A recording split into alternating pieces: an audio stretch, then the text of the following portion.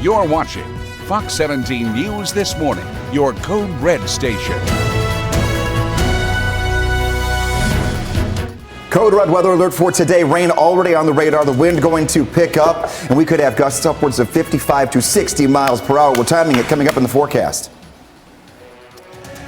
And we're also watching the severe frigid weather and the temperatures rolling in, as Greg was just telling you about. We've also got other news to bring you this morning as far as making sure that your home is prepared for the frigid weather when it rolls in. We're going to have a lot more information about that coming up in the next few minutes. Thank you for joining us here on Fox 17 News this morning. I am Justin McFarland. Congratulations. You made it to Friday. We are Code Red, and we're going to give you a lot more about those frigid and windy conditions coming up here in the next few minutes. Before we do, I want to bring you some breaking news this morning out of the Gallatin Pike area here in Madison. This is where police are investigating a shooting that's happening right now. You can see where Metro Police have been scouring an area here in the parking lot of what looks like a Regions Bank there.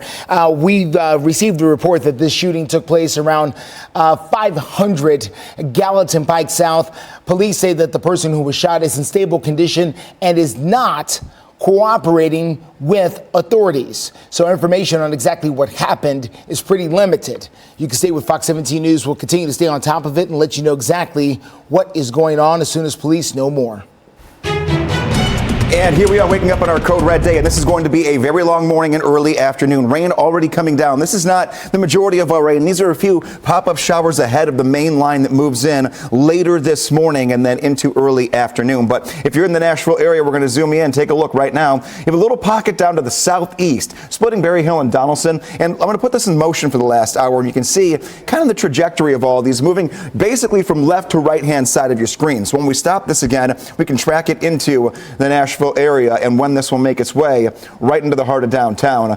And I would say in a good maybe 10-15 minutes, the rain's going to pick up only for about 10 to 15 minutes. These little pockets here to kick off the morning are going to be just like this. The major portion of all of this rain is off to our west. Taking a look here, you can see a big band of some rain buckled with some thunder and some lightning tracking into the area in the next hour or two in our westernmost counties. First, as far as the big story goes, we are Code Red for the wind impact. Gusts up to 55 miles per hour cannot be ruled out later on this afternoon. Honestly, as early as 9 a.m., we'll start getting those bursts of wind that could be very strong, and they will linger with us until about 3 o'clock. With those pockets of heavy rainfall, you don't want to use umbrellas. Any other kind of rain gear going to be much more beneficial for you as this system moves in. That's not the only weather maker. This one's going to take the back seat here for a little bit until later this afternoon. We've got to focus on the wind, the rain, and what this means getting you out the door, and even getting back in the door later today after you get home from work. 58 degrees today, 41 tomorrow. You can tell when you get that much wind and that big of a temperature drop off, you're going to get some thunder and some lightning. We'll keep working you through the radar every 5 minutes. Steer clear traffic for you this morning. Let's get out to the very latest happening out there on the roads. That includes I-65 at Trinity Lane. They're on the north side. As you can see, traffic moving along without any problems. We're doing good. Enjoy it while it lasts, okay? That is because, of course, when the high winds move in, when the potential for snow and rain moves in, traffic is going to be affected in a big way. But right now, we're doing fine out there. We'll continue to watch things for you as we continue on throughout the morning. Well, as the cold weather approaches, city leaders are now gearing up and preparing the cold shelters for people who are homeless. Fox 17 News' Peyton Muse live for us this morning outside one of those shelters at the Room in the Inn to tell us exactly how they are preparing. Peyton?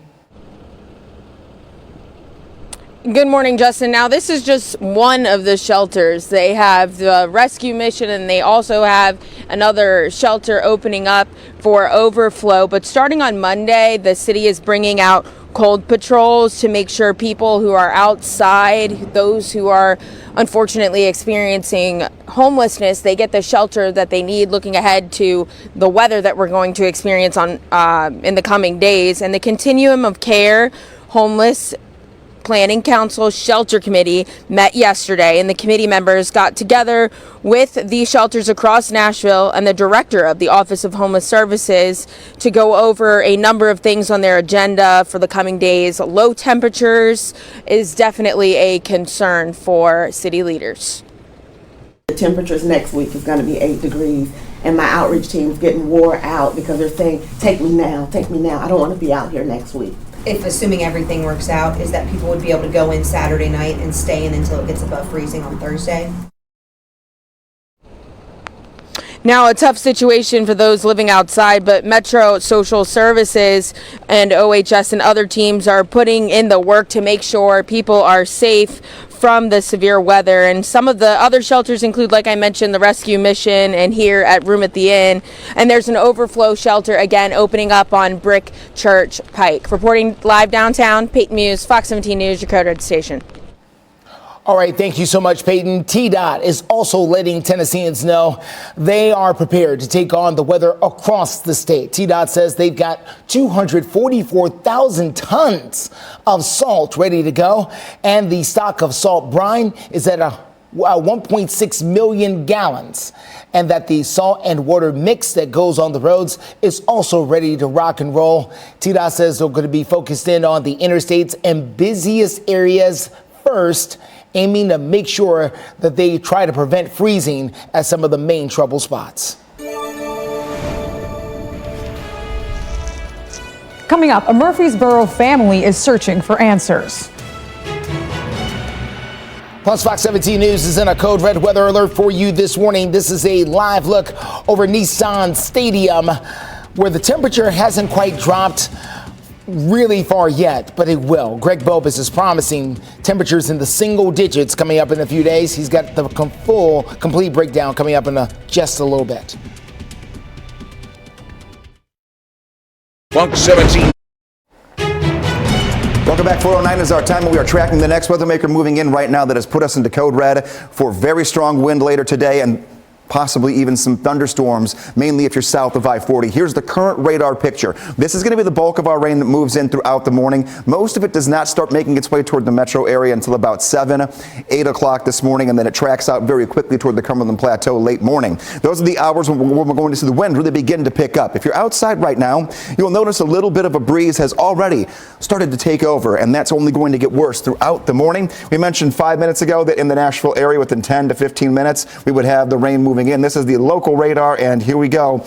Yep, not impressive by any means, but these little pockets of rain. If you get out toward the Smyrna area, raindrops just starting, tracking their way in the next 5 minutes. This little pocket of rain is going to track into where you are at, but I want to go toward our westernmost counties where things are starting to really pick up a little bit more. Now, lightning indicator is turned on. We have no lightning, but we definitely do have to track this system moving into the area. Waverly, about 8 minutes. Spring Valley, 23 minutes.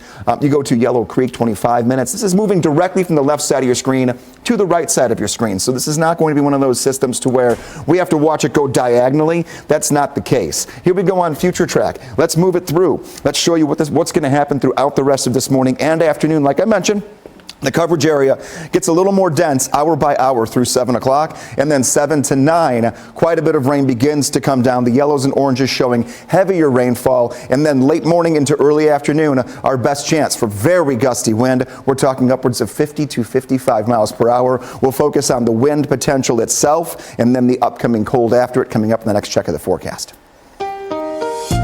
Steer clear traffic for you this morning. Let's take a quick look outside. This is going to be I-24 at the Hickory Hollow Parkway area, and it could not get any better than this. It's wide open out there. Looking fantastic so far for you this morning. Of course, things will change. No question about it. We'll be here to get it covered for you with Steer clear traffic as we're live and local with you through 9 o'clock this morning. But as of right now, we're doing really nicely for your start of your Friday morning.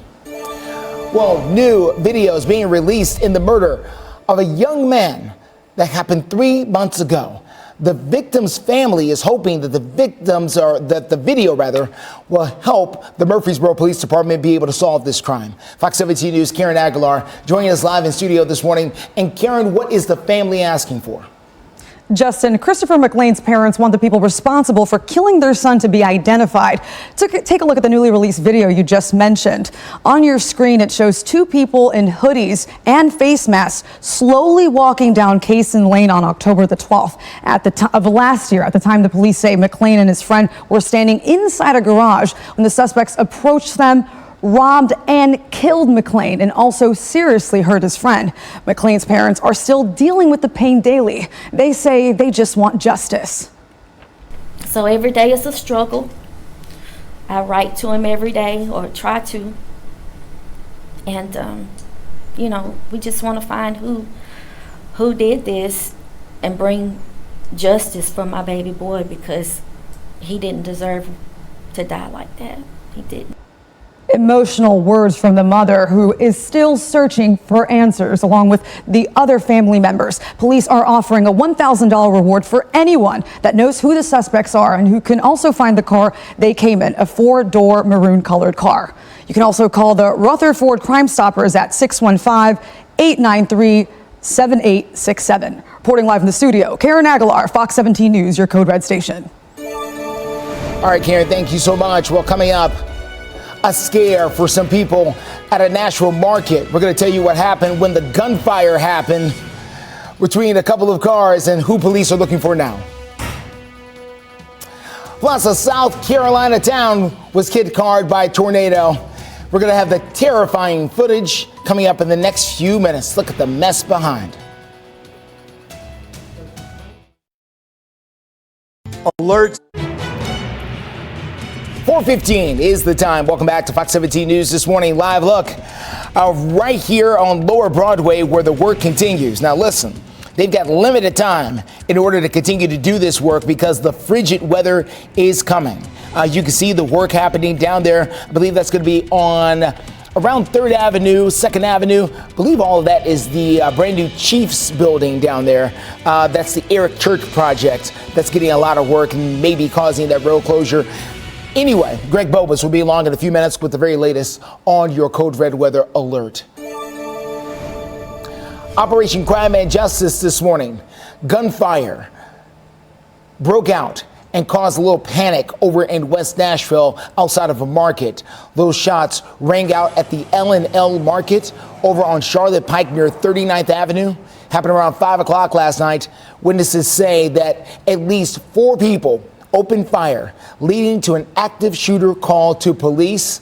Officers say that a few of the cars in the parking lot were shot, but no one was seriously hurt.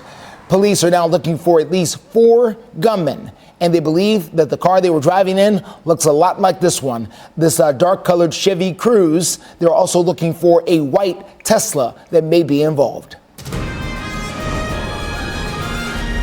There is some good news for President Biden about the 2024 election. A new poll has the president now ahead of former President Trump by 3 points in the critical swing state of Pennsylvania. This is as the president's team is criticizing Mr. Trump and calling him a dictator. This is following a Wednesday night appearance at a town hall in Iowa. All of this is taking place just 3 days before the Iowa caucus. Fox News correspondent Aja Ekison has the very latest. So get excited. 4 days until caucus. The reality is, with all the debates and town halls now behind them, GOP hopefuls are pounding the pavement in the final 4 days before the Iowa caucuses. For them, it's not about the polls, it's about who shows up Monday night. no one knows what the turnout's going to be. Obviously, with the weather, it could mean it's less. The high is forecasted to be -1. It's going to hurt the caucus, that cold and stuff. I think it's going to hurt it, yes. How's it going? Overconfidence could also be a factor. Some Trump supporters told us they're not caucusing Monday night. Well, is it because the guy that you're supporting you feel like has got it in the bag? Yes. Who would you support if you were to go out and caucus? Trump. Yeah, you have to caucus. It's really important. You can't just leave it up to chance. Meanwhile, both Haley and DeSantis reacting to that now viral hot mic moment from 2024 dropout Chris Christie. She's going to get smoked. And you and I both know it. She's not up to this. It's not a surprise. These fellas have been talking like that from the beginning. This has become a two-person race with me and Donald Trump. I talked to DeSantis, called me petrified. I served in Fallujah and Ramadi, so nothing about the political stuff would quote petrify me. So I don't know where he got that. And something else the candidates will have to keep in mind is a blizzard warning is now in effect from Friday morning until Saturday.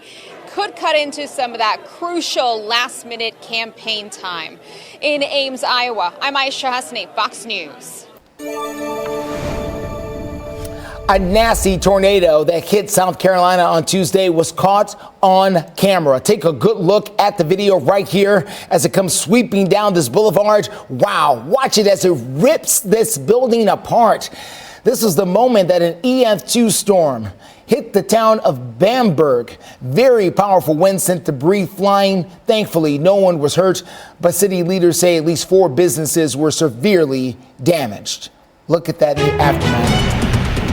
Unfortunately, we've seen that way too often around here in Middle Tennessee. Of course, December the 9th comes to mind. Yeah. But we're a code red this morning for a very different reason. Yeah, high wind, but it's going to be high straight line wind. So it's going to cover more geography. More people get the wind than in isolated tornadoes. So 50, 60 mile per hour wind gusts, nothing to not write home about. This is actually a very serious situation to think about when you go out the door this morning, because most of our wind, when it picks up, will be 9 a.m. to 3 p.m. Think back to earlier in the week. We had the down power poles, we had power outages, we had snapped tree limbs, we had uprooted trees. This will happen while we're all awake and driving around town later today. Doppler radar, this is the beginning of the incoming weather maker. It is by no means impressive whatsoever, and we're going to put some tracks on these little cells here coming up in a few minutes, but I want to get to the wind and the reason that we are in a code red threat level. So we'll flip over from the radar to the regular weather computer and give you all the details of what is coming our way and what is happening right now. As far as the future wind gusts, well, wind gusts right now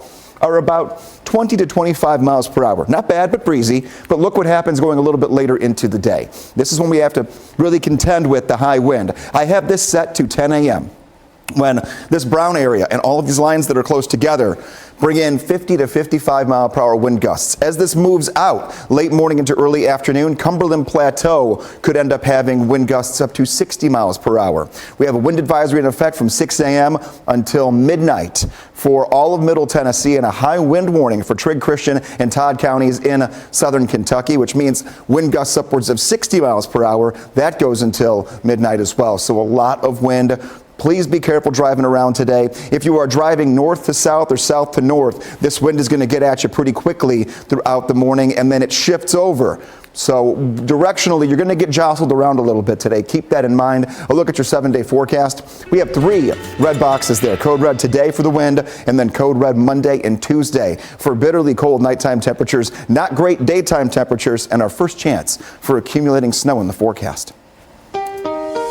Steer clear traffic out there for you this morning. Let's get to it. This is going to be I-40 at Donaldson Pike. You can see traffic moving along there. No big problems coming in from that Donaldson area. We're doing good so far from that east side. Of course, things can change much later in the morning, and we'll be here to watch it for you. Steer clear traffic. We got you covered live and local through 9. New this morning, a U.S. Navy helicopter dropped into the San Diego Bay in California just yesterday. Navy officials say that the crash happened during a routine training, and 6 members were picked up out of the water by a safety boat. The crew are being checked for injuries, and an investigation is now underway. Well, coming up, legendary coach Bill Belichick no longer with the New England Patriots. We're going to have more about what could be next for the 6-time Super Bowl champion. Plus, Fox 17 is in a code red weather alert. You can see the radar right there on your screen. We're already seeing some of that rain pouring in places like Arkansas and Missouri and even over into western Tennessee. So when will it be here? Greg Bobus will have answers coming up in your code red weather alert forecast. Fox 17. Good morning. 4:24 is our time, and today is that code red day we talked about yesterday for rain and wind especially. Here's a look at the radar. Rain has died down in the metro area, so we are not looking all that bad. Kind of everywhere circling Nashville, even down toward Murfreesboro, up through Gallatin, and out toward Dixon. However, we're not done. We're just getting started, honestly, this morning. Dixon, you will see some more rain move in. Waverly, you've seen this little batch come and go very quickly, as anticipated. It's moving decently on the quicker side, but also they kind of flare up and die down. These are just ahead of the main line we're going to see later this morning. 22 minutes for Dixon if this holds together, and then Charlotte 28 minutes. We'll go up a little bit more toward the north and get a track on this here toward Clarksville. Now, when does this move in for you, and when does this continue to go toward the north and slightly to the east? This will clip the Clarksville area, and I would say, about 6 minutes or so, and then we get into Haydensville about 25 minutes. This is going to go continuing to the east throughout the morning. Now, the big picture, this lies off to what we're seeing, well, a little more off to the west. Take a look. You can see areas of thunder, lightning, reds, oranges. All of this is pulling in this direction, and it will continue to track toward us here throughout the morning. So every 5 minutes, we'll look at the radar for you, let you know what you can expect when it comes to rain, but also the real big picture is the wind. I'm going to stair-step you through the rest of this morning and early afternoon for when the wind really does begin to pick up. Let's get right to it right now. Taking a look at your screen, you can see wind gusts at 7, 8, 9 o'clock go from 25 miles per hour to 45 miles per hour in the Nashville area, even in the low 50 mile per hour range just west of Nashville. We go a little more forward toward 10 o'clock. This is peak time for the middle of Middle Tennessee. Nashville, wind gusts up to 50 miles per hour at 10 a.m. Then we go a couple hours later, look at the Cumberland Plateau. We could be up in the 60 mile per hour range by 11 o'clock, and then wind finally begins to die down for us right after lunchtime. By dinner time, we're done, and then cold begins to settle in. Steer clear traffic for you this morning. Let's get a good look at what's going on outside. This is going to be I-40 at Broadway. As you can see, traffic moving along over there. No big problems so far over there in that particular area this morning. We're doing fine. Hopefully, things remain calm here on this Friday morning. We'll be sure to continue, watch it, let you know what we find with Steer Clear Traffic live and local with you through 9. Well, one of pro football's most decorated and controversial at times head coaches, he's now moving into a brand new chapter in his career. We're talking about Bill Belichick. He won 6 Super Bowls with the New England Patriots during his 24-year career with them. And he also led future Hall of Fame quarterback Tom Brady and a bunch of strong defenses and other Hall of Fame members of that team. But now the franchise is moving on. Bill Belichick, some people say he got a cold. Other people say he was a little emotional while he was thanking the fans. The fans here are amazing. There's so many memories of the fans, the send-offs, the parades, the Sundays. I'll always be a Patriot. I look forward to coming back here. But at this time, we're gonna move on. Bill Belichick says he still wants to coach, and multiple organizations have openings right now. The 71-year-old has a total of 8 Super Bowl rings, 6 as a head coach with the New England Patriots, 2 as an assistant with the New York Giants. What's happening this morning? Tennessee basketball is taking on the Georgia Bulldogs. This is coming after the Vols' loss to Mississippi State down in Starkville. They're also the Bulldogs. We'll see if the Vols can do better against this second set of Bulldogs coming up here next Wednesday as the tip-off takes place at 11 a.m. So tip-off is today at 11 a.m. down there in Athens. Well, coming up, a deputy working security at a Walmart tasing a shoplifter. We're going to give you a few more details about that in just a few moments. Looking ahead to the colder weather, how the city is helping those experiencing homelessness. You're watching Fox 17 News This Morning, your Code Red station. Waking up at a code red weather alert. A few light rain showers out there now with the rain and especially the wind pick up drastically and very quickly in the next coming hours. We'll track it for you every few minutes in your code red forecast. Metro Police are searching for the driver who hit a man's car and killed him before leaving the area. We'll tell you where it happened. Plus, steer clear traffic this morning on I-65 near I-24 on the north side. Things are calm right now, but how long will it stay that way? We've got the details coming up for you.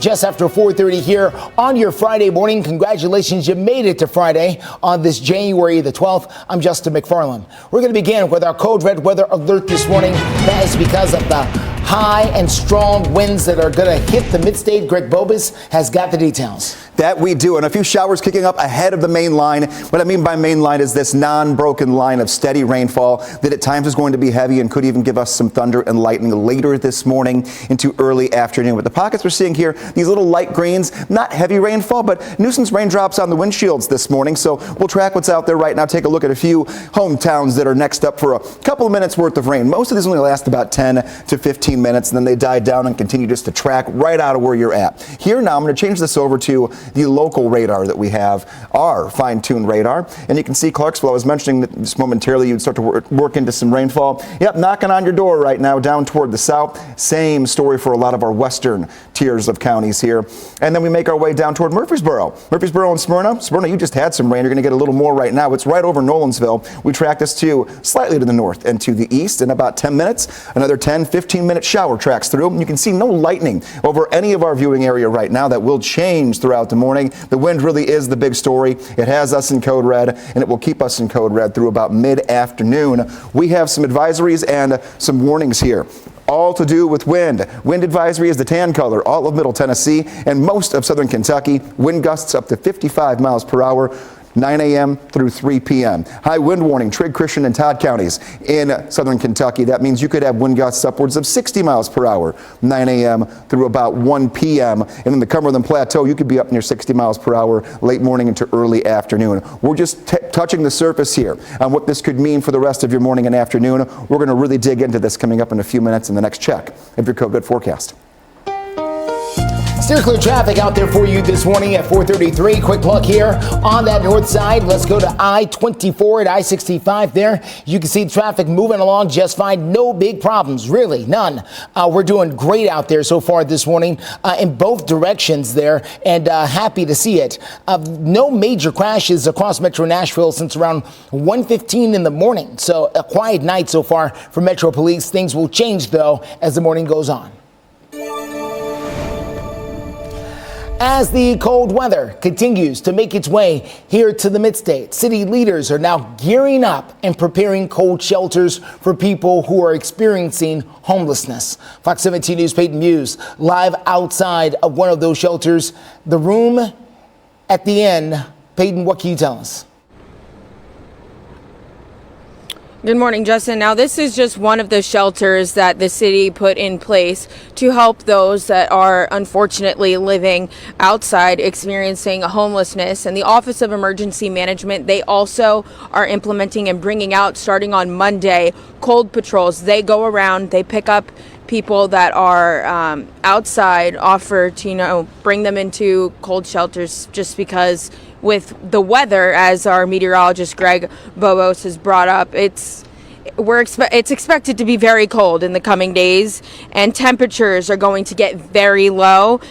Howard Allen, he experienced homelessness for 17 years. He is now living in an apartment and no longer homeless. He knows firsthand what the people living outside are experiencing, and he's worried about the coming days. I really don't want to see someone, what they say on the news media, we lost a victim, a person, a human being on the streets from freezing to death. Now, the Continuum of Care Homeless Planning Council Shelter Committee met yesterday, and Howard Allen, along with other advocates and those running the shelters, they were all in the meeting, but not to worry.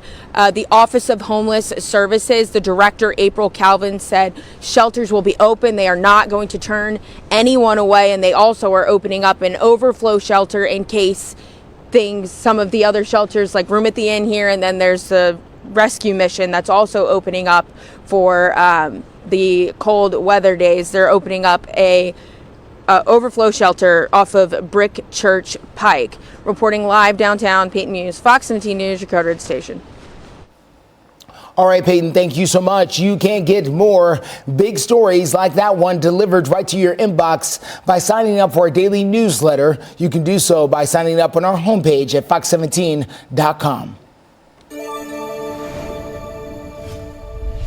In Operation Crime and Justice, a Metro police officer says that an out-of-county deputy who was working security at a Walmart tased a man who they say was trying to steal from that Walmart. Now, police say it was the Benton County Sheriff's deputy who was working security at the Walmart over on Nolensville Pike in South Nashville, who was trying to keep a suspect from leaving. Well, they ended up struggling, and the deputy used his taser to subdue the man. Now, the man who was tased is expected to be charged with shoplifting as well as resisting arrest and the assault of an officer. Happening right now, Metro Police are looking for the driver they say hit and killed a man Wednesday night and then left the scene. Police say it all happened just before 7 o'clock at the intersection of Gallatin Pike and Walton Lane. Police say that the person driving a Chevy Cruze drove through a red light and hit a car being driven by Daryl Miller. Then that car just drove away. In the meantime, Miller was taken to the hospital where he later died. The driver of that Chevy Cruze is described as being a young Hispanic man with a bowl-cut hairstyle. If you have any information, you're asked to call 862-7738. A murder is still unsolved. Coming up, hear from the victim's family who are pleading for answers. The Big Bang Theory. Time is 4:40 and we're still tracking incoming code red weather. We have the little beginnings here of what is to come. We have a few pop-up showers that are on the radar, and these continue to move through. They pop up, they fizzle, they pop up, they fizzle. That's kind of where we're at. Speaking of one of them that popped up, I want to circle an area right here and then go back an hour and just watch what I mean. Here we go, just north of Linden. This is tracking towards Centerville, and we'll put a track on it momentarily. But as we go back an hour, you can see how these are developing ahead of a main line that's still well off to our west. Put this in motion, nothing there, and then there we go. Within the last 15 minutes, how much stronger it gets, the yellows and the oranges popping up. I'll take this off of here, I'll put this back in real time and show you when this gets into the Centerville area. And this is actually kind of moving a little more toward the north and the east. So we'll take a track right here and move this up and over Centerville, 20 minutes. If it holds together, you see how these are flaring up and dying. Smyrna through Franklin, you're seeing some light rainfall. That'll end the next 10 to 15 minutes. Same with Smithville. If you're out in McMinnville, within 10 minutes, you'll work into some rain as well. We will continue to track the radar every 5 minutes, and we'll look ahead to the wind when it arrives, when it really strengthens, coming up in about 5 minutes. Still clear traffic for you this morning. Let's get out to I-24 and I-65 there on the north side. As you can see, traffic moving along just fine. No big problems there so far. We're watching the scene here on the west side. This is going to be I-40, very close to White Bridge Road. You can see the traffic there moving along. What we do have a few 18-wheelers taking a bit of a nap there on the shoulder of the road out there this morning. So beware of them. Other than that, we are good to go. We'll continue to watch things out there for you.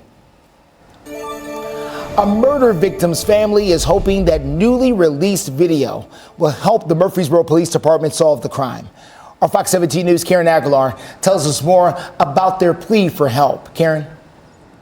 Justin, Christopher McLean's parents are overcome with grief. They say they want answers. They hope this newly released video you just mentioned, showing what happened on October 12th of last year, the day their son died, will be one step closer to finding those answers. Take a look at the video.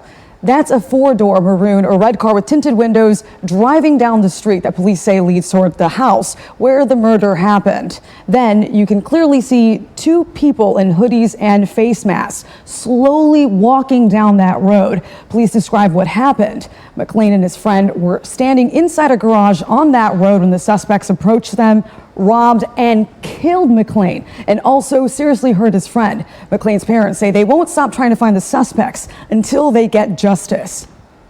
We just went through the holidays without our son, but whoever the killers are, got to celebrate the holidays with their family, so that's unacceptable.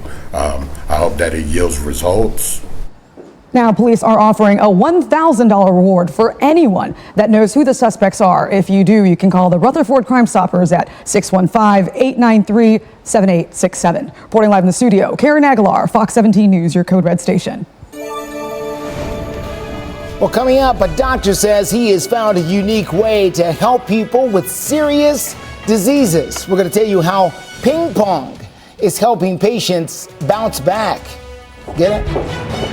Plus, we're going to talk about the forecast here for you this morning. We are in a code red. You can see the radar over on the right-hand side of the screen. We've already got the rain falling in places like Kentucky, Arkansas, Missouri, and western parts of Tennessee. Greg Bobus will tell us when it hits here full, coming up in a few.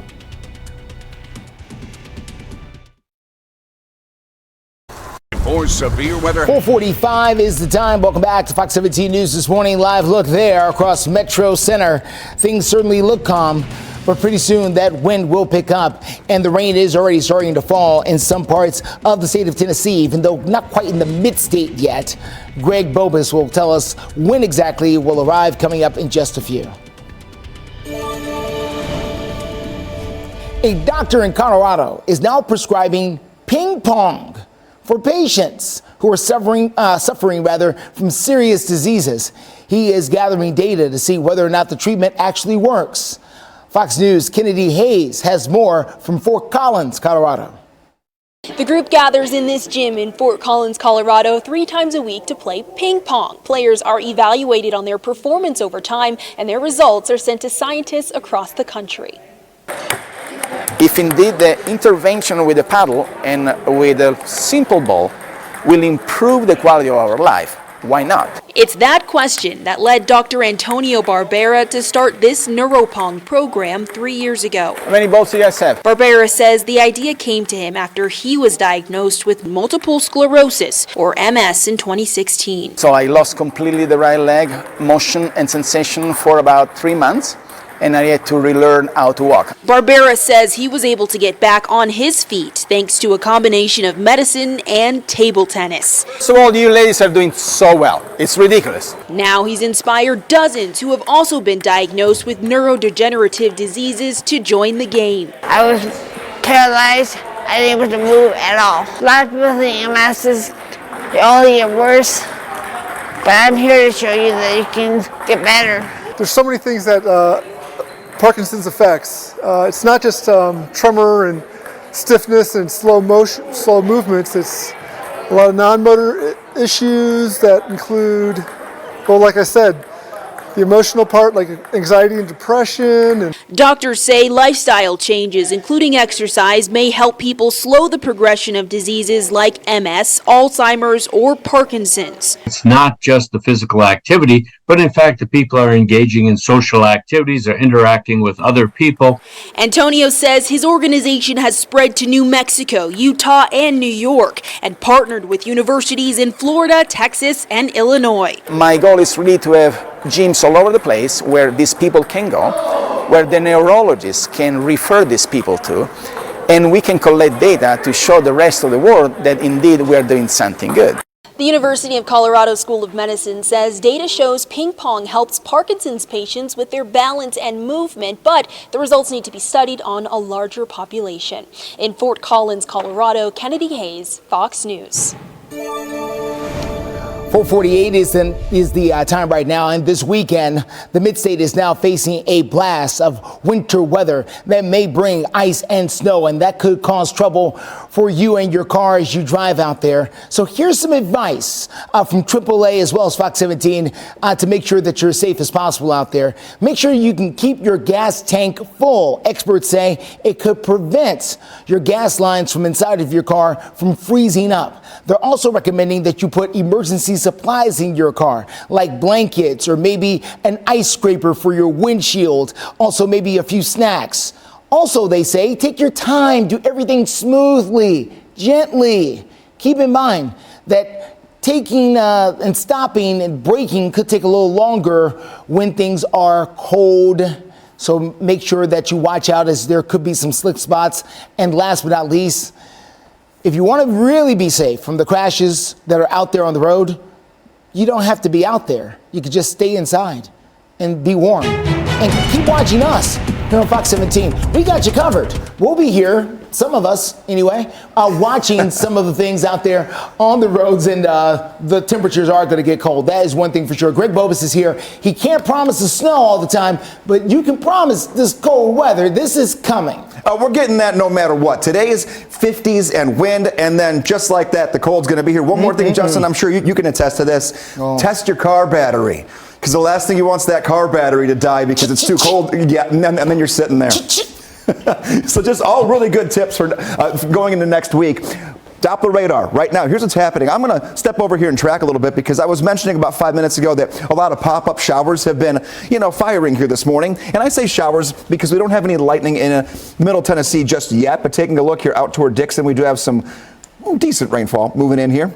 About 10 to 15 minutes, Charlotte 17 minutes. The same area that saw some rain about a half hour ago. You're going to work through more of that once again. Lawrenceburg, you are under the heaviest cell we've got right now. Lawrenceburg, this is going to continue to move up toward Lewisburg. So let's just track it out in that direction and see when it gets there. It'll get there in about, let's see here on the left side of your screen, about 25 minutes. Linville 12 minutes, Cornersville 17 minutes. So these are the kind of cells that'll pop up here through about 6, 7 o'clock. Then up to our west, things get a little more interesting as a line of rain moves in. I'm going to move out and show you the big picture. That's where all the lightning, all the thunder is at, moving in our direction. That's also where the wind is at. That line right in front of that wind when it moves, or that rain when it moves in, is going to be the windy section of all of this moving in. So we have a lot of things going on. A wind advisory for all of Middle Tennessee. Wind gusts up to 50 to 55 miles per hour, 9 a.m. through 2 p.m. High wind warning in effect for Todd, Christian, and Trigg counties out in southern Kentucky. That is going to be this morning into early afternoon as well, where wind gusts upwards of 60 miles per hour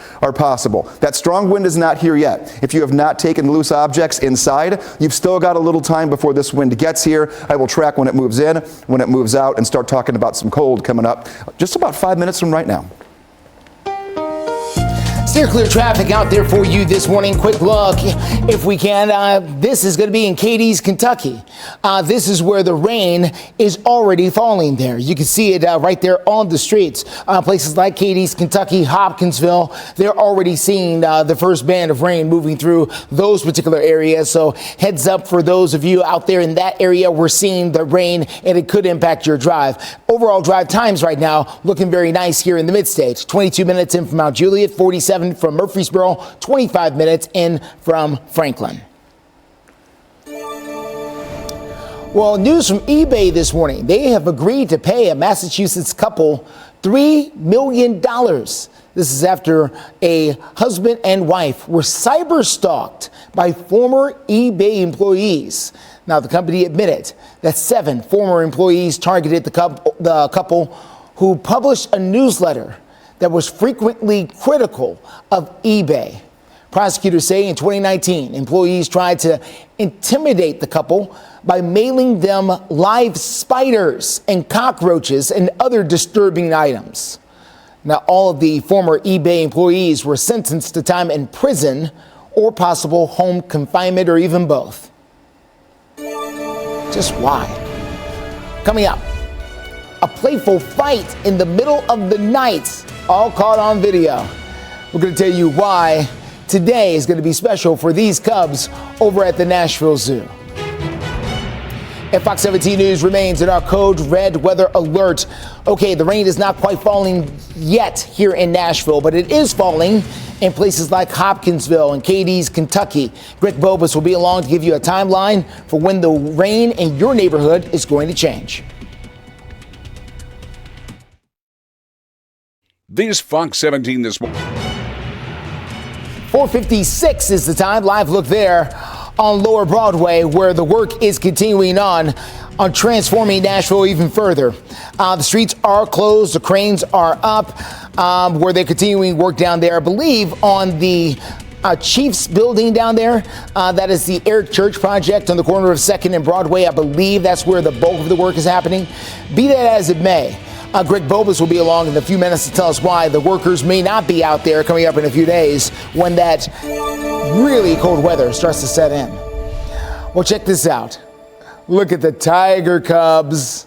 It looks very playful and just adorable. This is over at the Nashville Zoo. That's where the tiger cubs were caught on camera having a play fight in the middle of the night. The 3 cubs, 2 girls and 1 boy, will be getting names later today. This is after the zoo held an online vote picking from several choices for each cub. The name will be announced later today, all of the names. 456 and wind is the name of the game. A little breezy right now, but this is kind of the calm before the wind begins to pick up. Look at the left side of your screen. This is what I mean. Most of us are seeing about 25 to 30 mile per hour wind gusts. On any given day, that's pretty windy, but that's nothing compared to later. You can take a look at places like Paris, Camden, even Columbia. We're spiking upwards of 40 miles per hour already. And in a few hours, those wind gusts will get between 50 and 50 miles per hour in some spots. So let's take a look and time it out here. Future wind. This is going to 9 o'clock in the morning. Look at how quickly everything begins to surge. Wind gusts some 45 to 50 miles per hour. And that swath of 50 mile per hour wind gusts, that's going to be right ahead of the heaviest rainfall that tracks in later this morning into early afternoon. It's going to literally go from west to east. It's not one of those diagonal moving systems. It is a left to right mover here for us. So all of us are going to get rain today. This is 10 a.m. 50 mile per hour wind gusts possible in the Nashville area, as high as 55, 56 out toward the plateau. I do believe the strongest wind we're going to see today is going to be late morning into early afternoon over the Cumberland Plateau and our higher elevations. Wind gusts could be up to 60 miles per hour. We're talking damaging wind in terms of power outages, once again like earlier this week. Snap power poles, power lines, tree branches that could get clipped, uprooted trees, all this happening while we're trying to get up and get out the door. Temperatures in the 50s. There will be rain with this, and there is a chance for some thunderstorms. There's a small chance for severe weather when it comes to wind gusts that get even stronger than this. So we'll take a look at that, and we'll also talk about your 7-day forecast and the cold air that we're not going to be able to escape as we go into next week, as we go into our 5 o'clock half hour. Steer clear traffic out there for you this morning at 4:58. This is a quick look here out in Hopkinsville, just off of I-24. As you can see, that drive out there is fine. It's just wet, extremely wet out there this morning so far, as the rain continues to pour in, not just to Hopkinsville, but places like Cadiz, Kentucky as well. So please keep that in mind. Some of that rain will be pushing its way into the mid-state a little bit later. Right now, though, this is where that rain is up there in southern Kentucky. Other than that, we're good to go out there on the road so far for you this morning. Of course, we got you covered. Steer Clear Traffic live through 9. A major breakthrough for NASA as team members from the space agency were able to open up an asteroid container that returned to Earth months ago. Now, that wasn't an easy thing to do at all. The whole process was halted in October because the tools that they had could not disassemble the container safely. Work was able to resume after the tools were made available. The team is expected to release the findings on the asteroid samples at some point this spring. Who knows what they'll find inside, as they've been working very hard on this for many years. Our 5 o'clock hour and Code Red weather coverage continues right now. You're watching Fox 17 News This Morning, your Code Red station. We are gearing up for a wind picking up as we speak. Peak wind gusts upwards of 55 miles per hour. Some areas could be up to 60 miles per hour right in the middle of the day. I'm timing it in your Code Red forecast. And right now, we brace for all of the weather elements coming our way. We have a few things you can do right now to get ready for near 0 degrees. Looking ahead to the cold weather, how the city is helping those experiencing homelessness. Thank you so much for waking up with us here on a Friday morning for Fox 17 News. I'm Erica Glover. And I'm Jennifer Waddell. Let's get our 5 o'clock hour started right now with the latest in this Code Red weather alert update from Greg Bogus. Good morning, Greg. Good morning. We're already getting the first little taste of things to come here. A few pop-up showers ahead of the main line of thunderstorm activity that will make its way in here later today. Now, we're not worried so much about rainfall totals this time around. Maybe half of an inch comes down, but that rain going to move in quickly, and right ahead of that rain is when the wind will pick up aggressively and very quickly. Between 7 and 9 o'clock, wind gusts will go from 25 miles per hour to nearly 50 miles per hour, and that includes in the Nashville area. I'm going to go over to the radar and take a look at what we're seeing here locally. I'm going to switch the radar from the national radar that is a little more broad when it comes to what it picks up, and we'll get the fine-tuned local radar for you here, because Lawrenceburg, you're seeing some decent rainfall right now. Lightning indicator is turned on, but watch what happens when I go to just our viewing area and we take a look. No lightning right now that is actually across Middle Tennessee or Southern Kentucky yet. Hopkinsville, you're right in the middle of a little bit of rain that is just literally knocking on your doorstep. Let's take a look here and track it. A little light rain now. It does pick up and get a little bit heavier. Give yourself 5-10 minutes and you will notice a quick little burst for about 10 minutes worth of some decent rainfall that does move in. I'm going to bring this back out and take it down to Lawrenceburg, where our moderate to almost heavy rainfall is leaving the area. So I'm going to do a reverse track. So Lawrenceburg, when does this get out and move away from you? I would say in about 5-6 minutes, the end of this will be there, and you have a little bit of dry air behind this. If you take a look, we've got a good little pocket. So you got about a half hour worth of time that you'll be dry, where we have nothing that's coming down. So that's at least some good news there, as you've been seeing some rain a good chunk in the morning. Smyrna, this is your third little pop-up shower in the last hour. And then Charlotte out toward Dixon, light rainfall. I do believe that this area of more moderate rainfall just to the west of Dixon is going to weaken before it gets there. But if it does, all of these are good 10, 15-minute showers. No lightning associated with them just yet. The wind really is the big story. A lot has changed in the last 5 minutes. Literally 5 minutes. Look at your screen. I showed this map last half hour after 4:45. And we did not have all of Southern Kentucky in a high wind warning. Now we do. That means that we have the potential for wind gusts throughout all of Southern Kentucky that could be as high as 60 miles per hour, 9 a.m. through 3 p.m. Earlier, it was just Todd, Trigg, and Christian counties. Now it is all of Southern Kentucky. This is brand new in the last 5 minutes.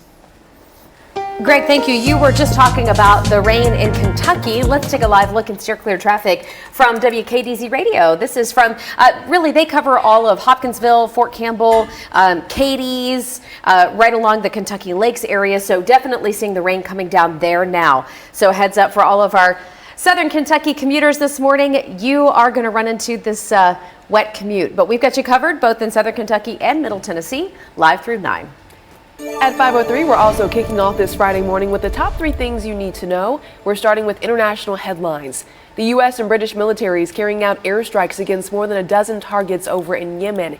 It's in retaliation for persistent Houthi attacks in the Red Sea. U.S. officials say targets included air defense systems and weapons storage locations. And despite claims that were just released yesterday in the headlines, the U.S. government maintains that Israel is not committing genocide in Gaza. This comes as South Africa is trying to make the case against Israel at the International Court of Justice, based partly on Israel's bombardment in Gaza. This is the second day of hearings. We also know that the government is talking about a possible shutdown. So as of right now, funding for 20% of the government is set to expire on January 19th. The rest will expire on February 2nd. So we're continuing to get some more updates from our Capitol. This morning, 5:04 is the time, and as the cold weather approaches, and when we say cold, we mean actual temperatures near 0 degrees as we get into next week. We have leaders across many communities that are gearing up and preparing their cold weather shelters for people who are homeless. Fox 17 News' Peyton Muse is joining us live this morning outside of one of those shelters, the Room in the Inn. Peyton, what can you tell us? Good morning, Erica and Jen. So this is just one of the shelters that the Office of Homeless Services, along with other organizations, are using for shelter, gearing up for this cold weather that we're going to experience within the coming days. Now, the Office of Homeless Services in the city, they also have a cold patrol.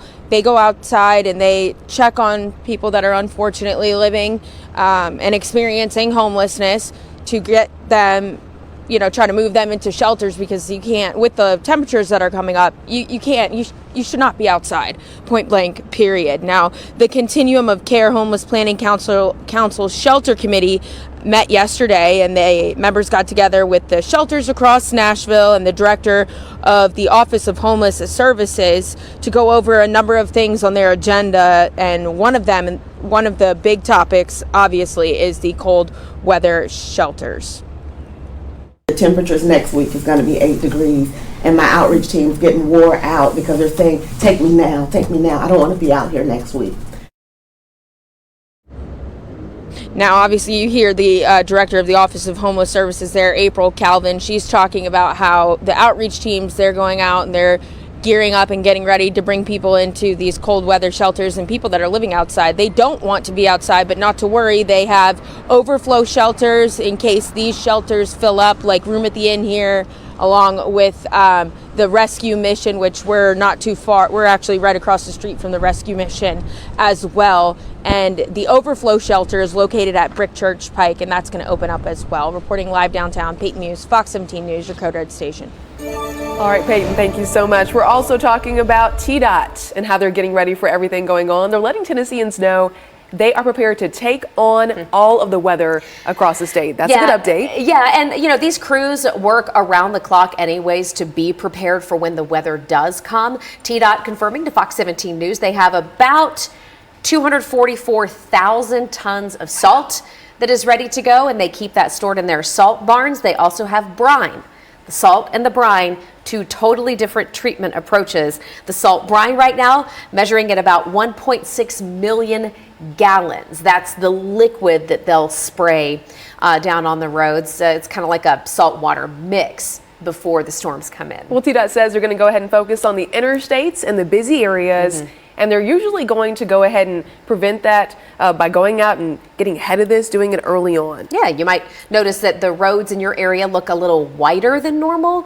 That would be the result of that liquid brine that they spray out there. Coming up, hear from a Murfreesboro family who wants answers after the son was murdered. And Fox 17 News will be in a code red weather alert for the duration of the morning, not because of the cold weather and the potential snow next week, but we're talking about the wind. And look at the camera shaking right now. This is mounted high atop our building in downtown Nashville. Be prepared for gusty winds this morning and heavy rain during your commute. This Fox 17 this morning.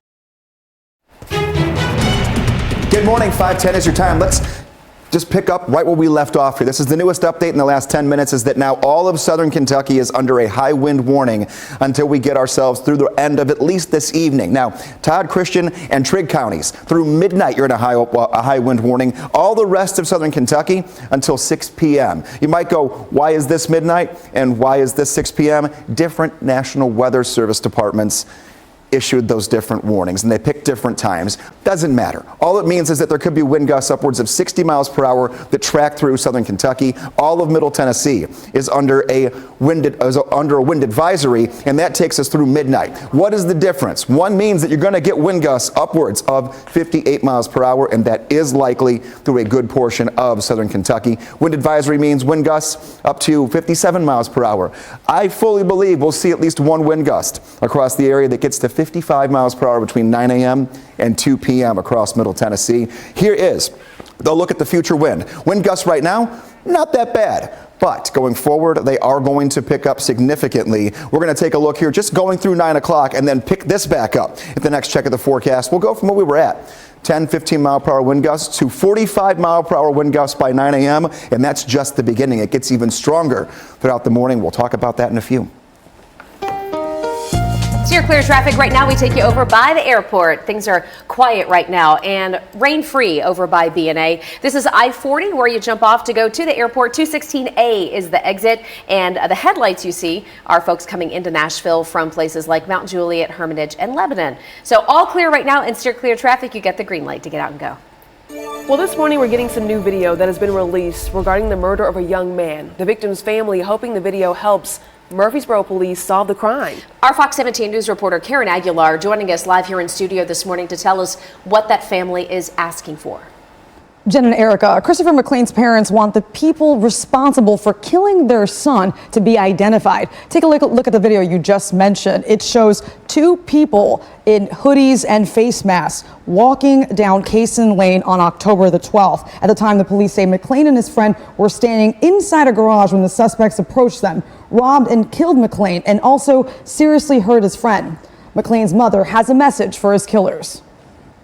I hope that you don't rest at night. I hope that Chris haunts you and that you see him every time you close your eyes. And I hope your demons get the best of you every night. Powerful words by that mother. The family, as I mentioned, still grieving. Police are offering a $1,000 reward for anyone that knows who the suspects are and who can also find the car they came in, a four-door maroon car. You can call the Rutherford Crime Stoppers at 615-893-7867. Reporting live in the studio, Karen Aguilar, Fox 17 News, your Code Red station. Okay, Karen, thank you so much. Coming up, country singer Jelly Roll was in Washington, D.C., but not for a concert. It's for a cause that's pretty close to his heart. We're sharing his testimony discussed when it comes to the fentanyl epidemic. A scare for people at a Nashville market as gunfire goes off between two cars. We'll tell you the car police are on the lookout for right now. If you're happy and you know it. Back to Fox 17 News this morning. Your time is 5:16 and a live look over at Nissan Stadium. Looks like we're in the middle of a bit of a pause for the rain in the heart of downtown Nashville, but rain is firing off all around us this morning, and we're going to get in a check with our Code Red meteorologist Greg Bobas here in just a moment. Right now, though, this is a story trending on Fox17.com. Grammy-nominated country music singer Jelly Roll. Well, he was on Capitol Hill, but not to sing, but to testify before a Senate committee. Yeah, he went there to talk with senators and the nation about his previous life as a drug dealer and the devastation that fentanyl has done to his fans and family. Fox's Caroline Shively reports from Washington.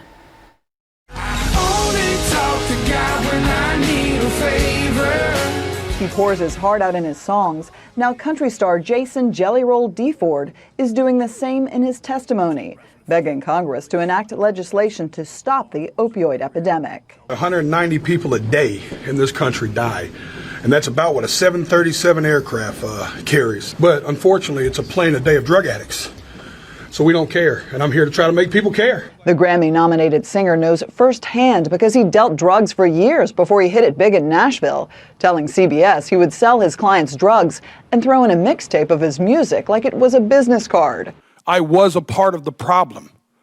I am here now standing as a man that wants to be a part of the solution. DeFord came with statistics for the senators, noting that in 2022, the Drug Enforcement Administration confiscated more than 379 million doses of fentanyl, enough to end every American life.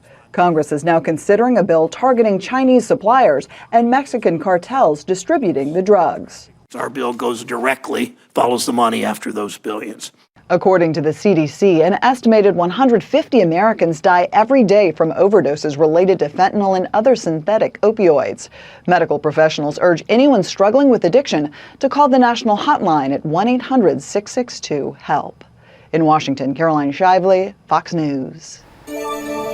Caroline, thank you. New this morning, we have a U.S. Navy helicopter dropping into San Diego into a bay out there. Navy officials say the crash happened during routine training. The 6 crew members all plucked out of the water and put on a safety boat. The crews are being checked for injuries. An investigation, though, is currently underway. This morning, Fox 17 News is talking all about the weather. We are in a code red weather alert, and we have a lot coming our way over the next several days. So as part of our coverage, we're chatting with you over on Twitter right now, asking with the snow and the cold likely coming up Monday, what do you dislike more? What's worse in your opinion? Is it the snow or the cold? Right now, 71% of you say it's the cold. You'd rather have the snow. But you have to have one to get the other.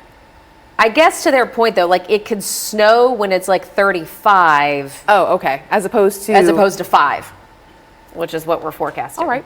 Let's send it over to Greg now and talk about all those elements. Yeah, brutal cold versus snow, because to your point, you can get like that Goldilocks zone where you get like that good packing snow. You can build snowmen not terribly cold, or it's 5 and nothing's happening. And you can just walk out the door and it hurts. Today, none of that. We're in the 50s right now, and we talked about, and you mentioned not much rain happening in the Nashville area, but here's a look at the radar and where the rain is at and where it is heading.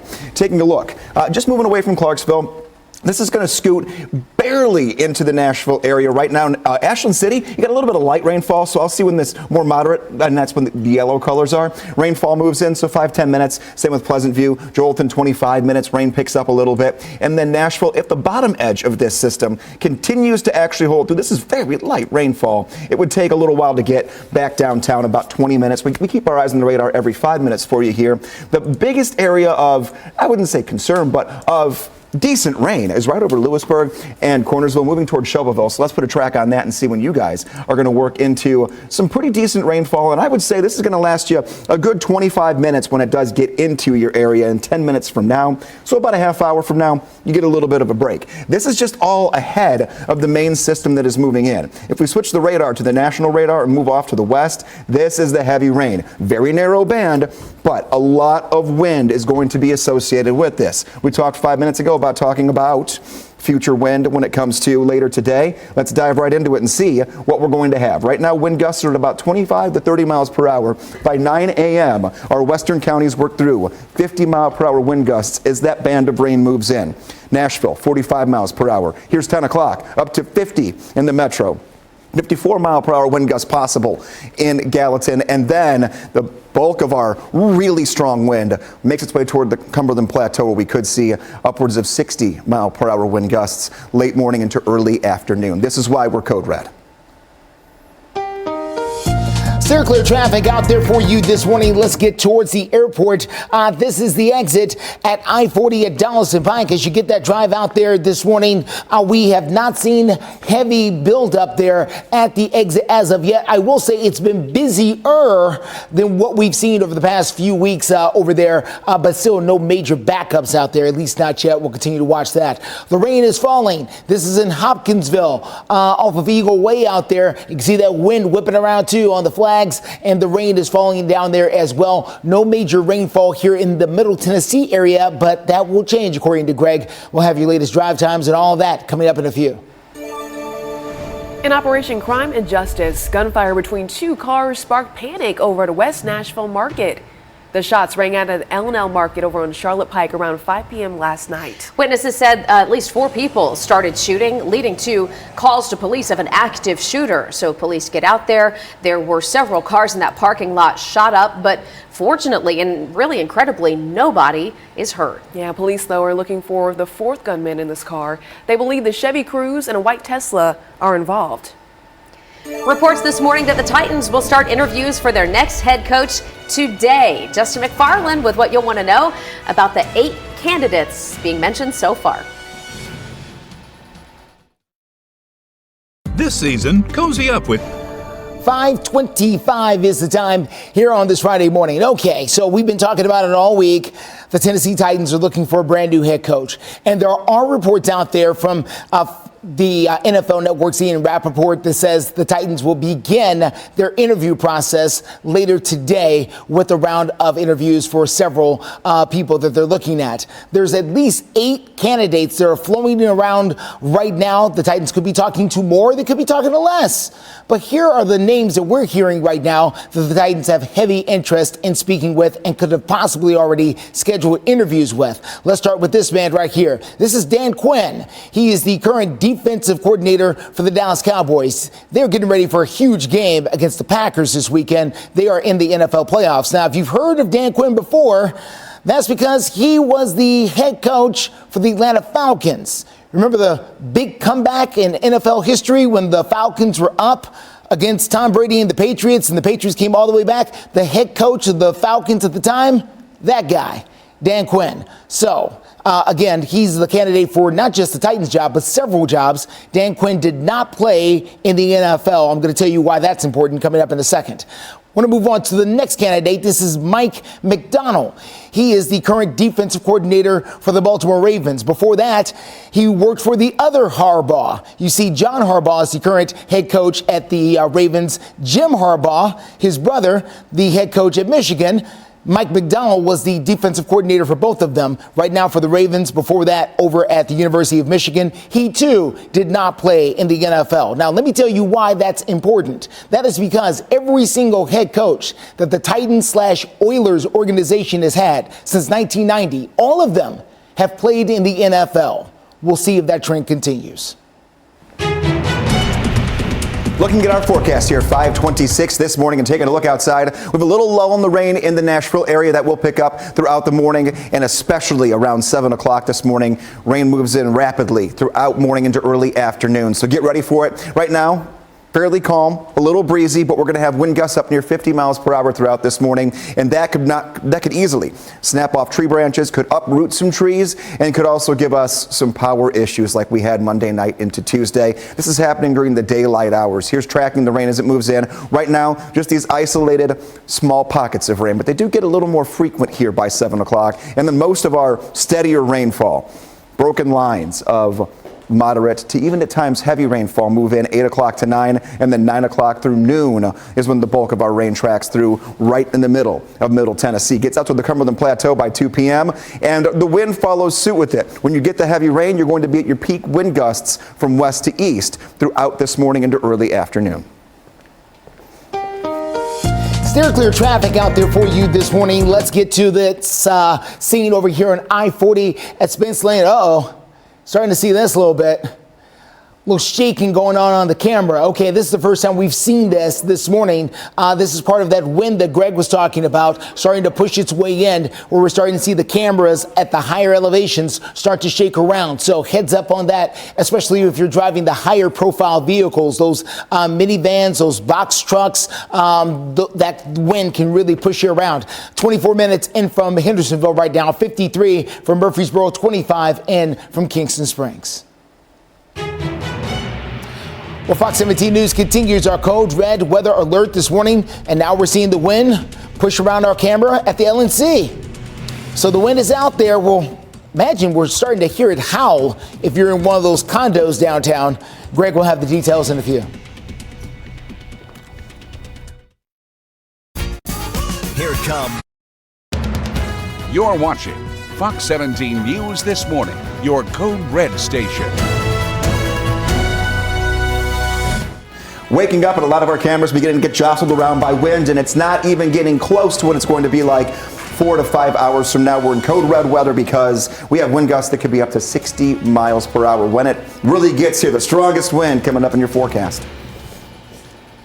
Steer clear traffic for you this morning. This is going to be out in Hopkinsville. The rain has started to fall out there. We're going to tell you about some other parts of the mid-state in just a few. Getting nasty out there. Hey, thanks for waking up with us here on a busy Friday morning on Fox 17 News. I'm Erica Glover. And I'm Jennifer Waddell. We're glad to be your live local news source, always here for you through 9 a.m. And updates continue to pour in through the course of the morning as far as the heavy rain and the high winds, where they're headed, and how much we're going to see. Greg is breaking it all down for us right now. We start with a live look at the Doppler radar.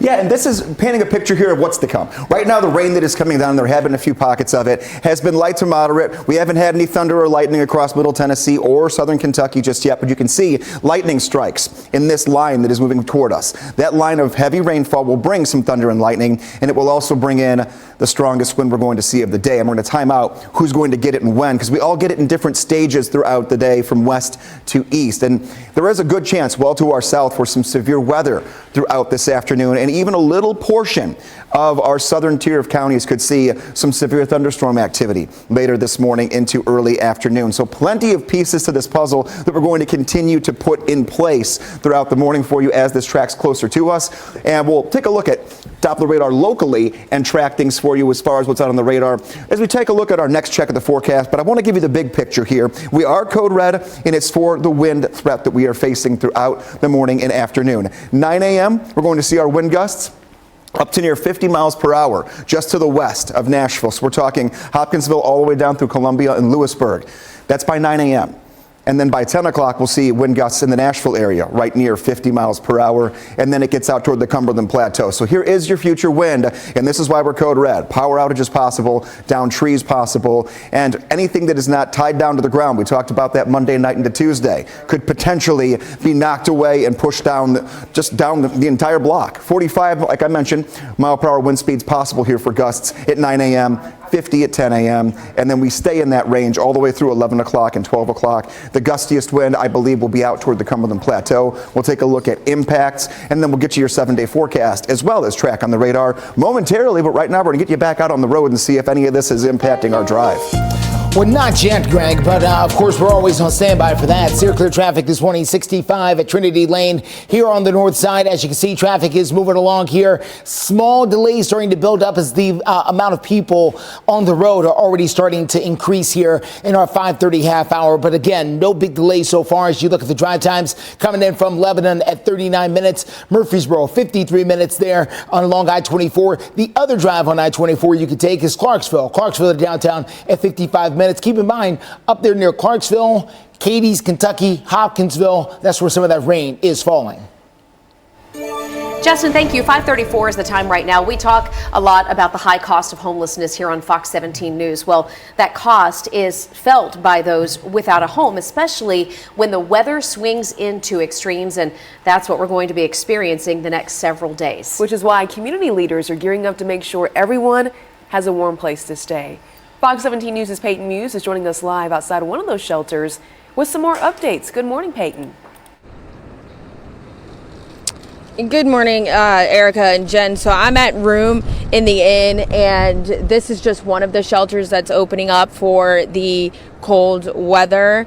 There's a few people that were funneling in right now, but the city is bringing out cold patrols, which will help, which they go outside, they look for people that are unfortunately experiencing homelessness and, tell them and that there's shelters available, because outside in the temperatures that we're going to experience, you can't be outside, point blank, period. Now, in the coming days, temperatures are going to get very low. Howard Allen experienced homelessness for 17 years. He is no longer homeless. He's living in an apartment. He knows firsthand what the people living outside are experiencing, and he's worried about the coming days. I really don't want to see someone, what they say on the news media, we lost a victim, a person, a human being on the streets from freezing to death. Now, the Continuum of Care Homeless Planning Council Committee met yesterday, and Howard Allen, along with other advocates and those running the shelter, they were all in the meeting. And the Office of Homeless Services is opening up an overflow shelter in case Room in the Inn, the National Rescue Mission, and other shelters, if they fill up, they have an overflow place for people to go. And the director of the Office of Homeless Services, April Calvin, said that, and they're not going to turn people away. You can't during times like this that we're experiencing. Reporting live downtown, Peyton Muse, Fox 17 News, your Code Red station. Peyton, thank you so much. At 5:36 right now, you can see the wind is whipping out there, and we see that here evidenced in our live look from downtown Nashville over at the LNC Tower. Folks, we are going to be in this Code Red weather alert for the high winds and the heavy rain through the morning show, so make sure you keep it here with us as we track it every few minutes live through 9. Rain getting a little more frequent here as we go hour by hour throughout this morning. The reds and the yellows indicating some decent pockets of moderate to heavy rainfall. Clarksville, you're going to see this pick up again. You guys saw a lot of the rain Monday night into Tuesday morning when that system moved through, and you're getting the first batches here this morning as well. We take a look at Springfield. Yeah, it's right over you guys right now. Moved down to the south, though. Brentwood, Oak Hill, a few clusters of light to moderate rainfall, and one pocket of heavier rainfall moving toward Radnor Lake. And then if you're in Laverne, you will have some rain that picks up and gets a little bit heavier as well. That's about 5 minutes away from you guys. I have to zoom this out, though, and show you something and kind of paint the picture for the rest of this morning. We're going to get the wind that does pick up. We know this. We've been talking about it. However, just to our south, they're already seeing a lot of severe weather along the line that's moving toward us. Now, we don't anticipate to see much of this activity here when it comes to red flashing boxes, which are tornado warnings, and yellow flashing boxes, which are severe thunderstorm warnings. But our southern tier of counties near the Alabama state line, we have to watch going into late morning and afternoon, just in case the atmosphere has just enough twist to it to give us some severe weather. Clear traffic out there for you.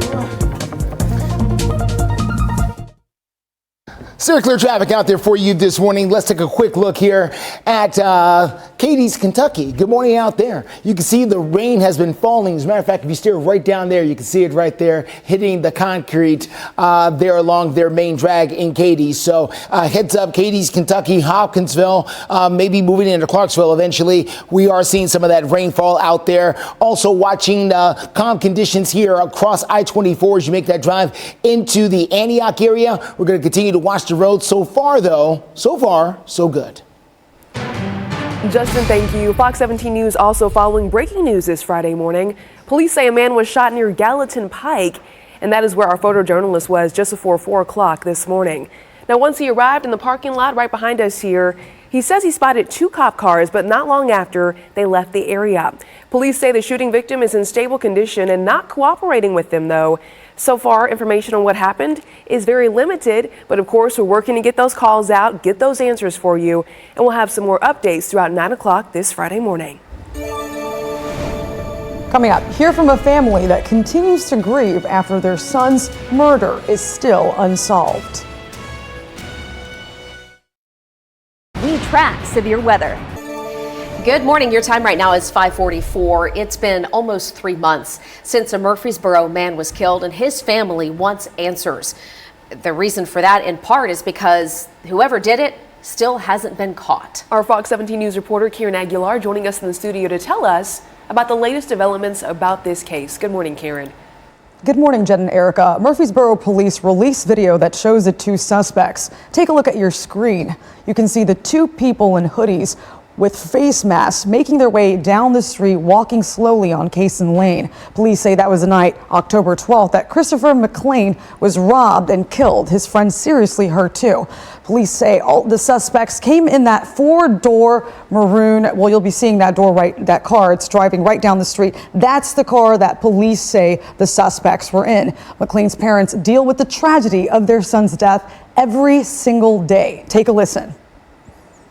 Every day you wake up, it's still the same nightmare. You know, so the realization that has to set in every day of, we're not going to see him again. The realization must be extremely painful, as you can imagine, for the family members of Christopher McLean. And as you might know, the family does want answers to who killed their son. Police are offering a $1,000 reward for anyone who knows who they might be. Reporting live in the studio, Karen Aguilar, Fox 17 News, your Code Red station. Karen, thank you so much for that update. 5:46 right now, and as part of our Code Red coverage, you'll see the lights are red here in studio, and we'll talk to Greg a lot throughout the course of the morning as you track everything that's moving in. Yeah, this is one of those where we have enough leeway where we're looking ahead, and we've got enough lead time to where we can kind of piece it together before you're waking up and it's already over you, which is always good. So here's a look at radar. I want to point out 2 different things and then get to why we're Code Red. We are Code Red for up to 60-mile-per-hour wind gusts, and we're going to get some pockets of heavy rain that do move in throughout the day. Taking a look, we'll get down. Centerville, you just wrapped up shop for a little bit, but if you're out toward Mount Pleasant and Columbia, rain going to pick up again. I'm going to keep stressing that the yellows and the oranges and reds are more moderate to heavier rainfall, and there have been a few claps of thunder and lightning with this specific cell. Columbia, about 15 minutes. If this holds together, you're going to get it. We do have the greens and the yellows that are over Murfreesboro, out toward Shelbyville, Beech Grove, down toward Manchester. This is going to die out here in the next 15 minutes, but Smithville and McMinnville, if this does hold together, you will end up getting a little bit of rain that does track in. But then again, about 15 minutes. These are quick 10, 15-minute, half-hour showers that are firing. Here's the big picture though, that I want to show you. I'm going to go to the national radar, clear off the track, and go back to the big picture down to our south and our west. They are seeing a lot of activity here when it comes to severe weather. They have different weather ingredients than we do, but multiple tornado warnings through portions of Arkansas moving their way to the east. Our southern tier of counties does have the chance for some severe weather later today. They're at a slight risk here, Columbia on down south toward Lawrenceburg. This is for later this morning into early afternoon. We look at the tornado threat, and it is not zero. We could see a quick spin up across the area here, mainly south of I-40. The probability is very small, the smallest probability possible, but it is there. Current wind gusts are already picking up, but that's not the bulk of what we're going to get throughout this morning. They're going to get worse very quickly after about 7 o'clock. The wind picks up. We'll look to future wind coming up in a few minutes. Still clear traffic out there for you. Let's get to I-24 at Elam Road. This is that drive out there in the Murfreesboro area. I pulled this camera up because of the fact that it is raining down there in that part of Rutherford County, as Greg was showing you there on the radar. It's hard to see, but if you can look at the corner of the lens here, you may be able to see a couple of those raindrops that have bubbled up there. So heads up south of Murfreesboro as that rain has started to fall. Other than that, we're good to go, at least for right now. We're going to follow the rain as it starts to push through and tell you about any problems it causes. Justin, thank you. In Operation Crime and Justice, a Rutherford County stable owner accused of child rape and animal cruelty is set to be in court this morning. Jason Lancaster faces more than 20 serious charges, and his bond is set at $1 million. By the way, if you'd like to stay up to date with the story, or if you want to read the background on it, there is a lot to this. You can watch all of our previous coverage right now at fox17.com. And happening now, Metro Police are looking for the driver who they say hit and killed a man Wednesday night and then took off from the scene of the crime. Police say it all happened right around 7 o'clock on Gallatin Pike and Walton Lane. Somebody driving a Chevy Cruze drove through a red light, hitting the car that Daryl Miller was driving, and then took off. Miller taken to the hospital where he later died. So a deadly hit and run here. The driver of that Chevy Cruze described as a young Hispanic man with a bowl cut hairstyle. That's what police are sharing with us, so we're passing that along to you. If you have any information, you can call police or Crime Stoppers. And also new this Friday morning, take a look at your screen because Metro Police say a man is now in custody, charged in the shooting death of a woman last February. Police say they arrested this man, Johnny Chandler, on Tuesday night. So we're showing you a photo right here. They say Chandler shot and killed Kiavana Perry during an argument outside of an auto repair business on Clarksville Pike last February. Chandler now faces several charges, including first-degree murder, aggravated assault, and also reckless endangerment. He is currently being held without bond. Getting you updated this Friday morning on some international headlines. We start here with the U.S. striking back at rebels threatening sea navigation in the Middle East. The U.S. Central Command now says they have launched airstrikes as part of an operation against the Houthi rebels in Yemen, which are backed by Iran. The command says the strikes are to stop illegal and reckless attacks on cargo ships in the Red Sea. Countries participating in the joint operations include the United Kingdom, Australia, Canada, the Netherlands, and also Bahrain. The American Heart Association calls them Life's Essential 8. 8 steps that help your heart. I'm Liz Bonus. We share them just ahead. And we're sharing our Code Red updates with you every few minutes as they come in. Take a look at your screen right now. We have talked about the high winds for today. We could even reach wind gusts higher than what we saw in the storm earlier this week. Some places could see up to 60-mile-an-hour gusts. So shaking the cameras downtown, maybe rattling your windows this morning. We're going to tell you how long this is going to be active in moments. We track severe weather. Code red weather this morning in many areas, already seeing some rain coming down. The wind is picking up as we speak. We have current wind gusts on your screen, 32 miles per hour. The latest wind gust in Nashville within the last half hour, 22 in Columbia and 31 in Lawrenceburg. We're starting to see the wind pick up across Middle Tennessee and Southern Kentucky. And we'll talk about advisories and warnings going into 6 o'clock. But right now I want to show you future wind and get you your 7-day forecast, because this wind leads to the first of 2 big changes. This is why we're code red. Look at the time, 9 a.m. we could have wind gusts up to 45 miles per hour in Nashville and our tier of counties just to the west of Nashville, all the way from southern Kentucky down to the Alabama state line. We will be seeing wind gusts that could be up to 50 to 55 miles per hour. 1 hour later, that moves into areas like Bowling Green, Gallatin, Nashville, Murfreesboro, even up to near 60 mile per hour wind gusts as you get out toward the Cumberland Plateau in our southeasternmost counties through 11 o'clock. The wind also brings in the heaviest of our rain today and our best chance for thunderstorms and any severe weather potential. Now, the severe weather potential is only for our southernmost counties, but it's there. So we have to keep watching incoming showers and storms throughout this morning. After, like I mentioned, today is done. By dinner time, you can rest easy. This is a morning and afternoon event, so just know that. By dinner time, you are fine. Tonight, you are fine. Cold, though, 27 degrees overnight tonight after 50s today. Weekend, relatively dry. Snow will move in Sunday into Monday. That's a very good bet now. I'm fairly confident that we're going to have accumulating snow. We still don't know how much, but there will be snow coming down Sunday into Monday. Then the bitterly cold going to settle in Monday into Tuesday. Nighttime temperatures falling into the single digits. So today is the spark that brings all of the cold into and out of the upcoming weekend. Stay clear traffic for you this morning. Let's get you out to I-24 at Elm Road out there. This is as you make that drive in from the Rutherford County area, from the Murfreesboro area. The rain is already falling out there, and things can be a little tricky, although we are not seeing any major crashes out there so far. We're doing okay. Other places we're following, and that includes over in West Nashville. This is going to be I-40 at 46th Avenue there. Traffic moving along without issue. We're wide open, doing fine. Keep in mind, once that rain does move in, the crashes will follow. Also, as we move into our 6 o'clock hour, there'll be a lot more cars on the road. We're going to get the fresh drive times for you coming up in a few. Justin, thank you. Health News now asking this question: how's your heart?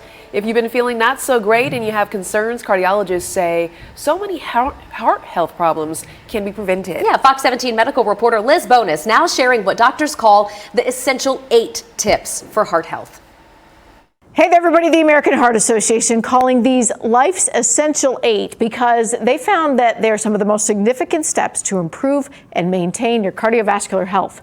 Those who try and incorporate them say they really do make a life-saving difference. I had open heart surgery a few years ago, and since then I've been a regular patient of the doctor's, and I just think he's outstanding.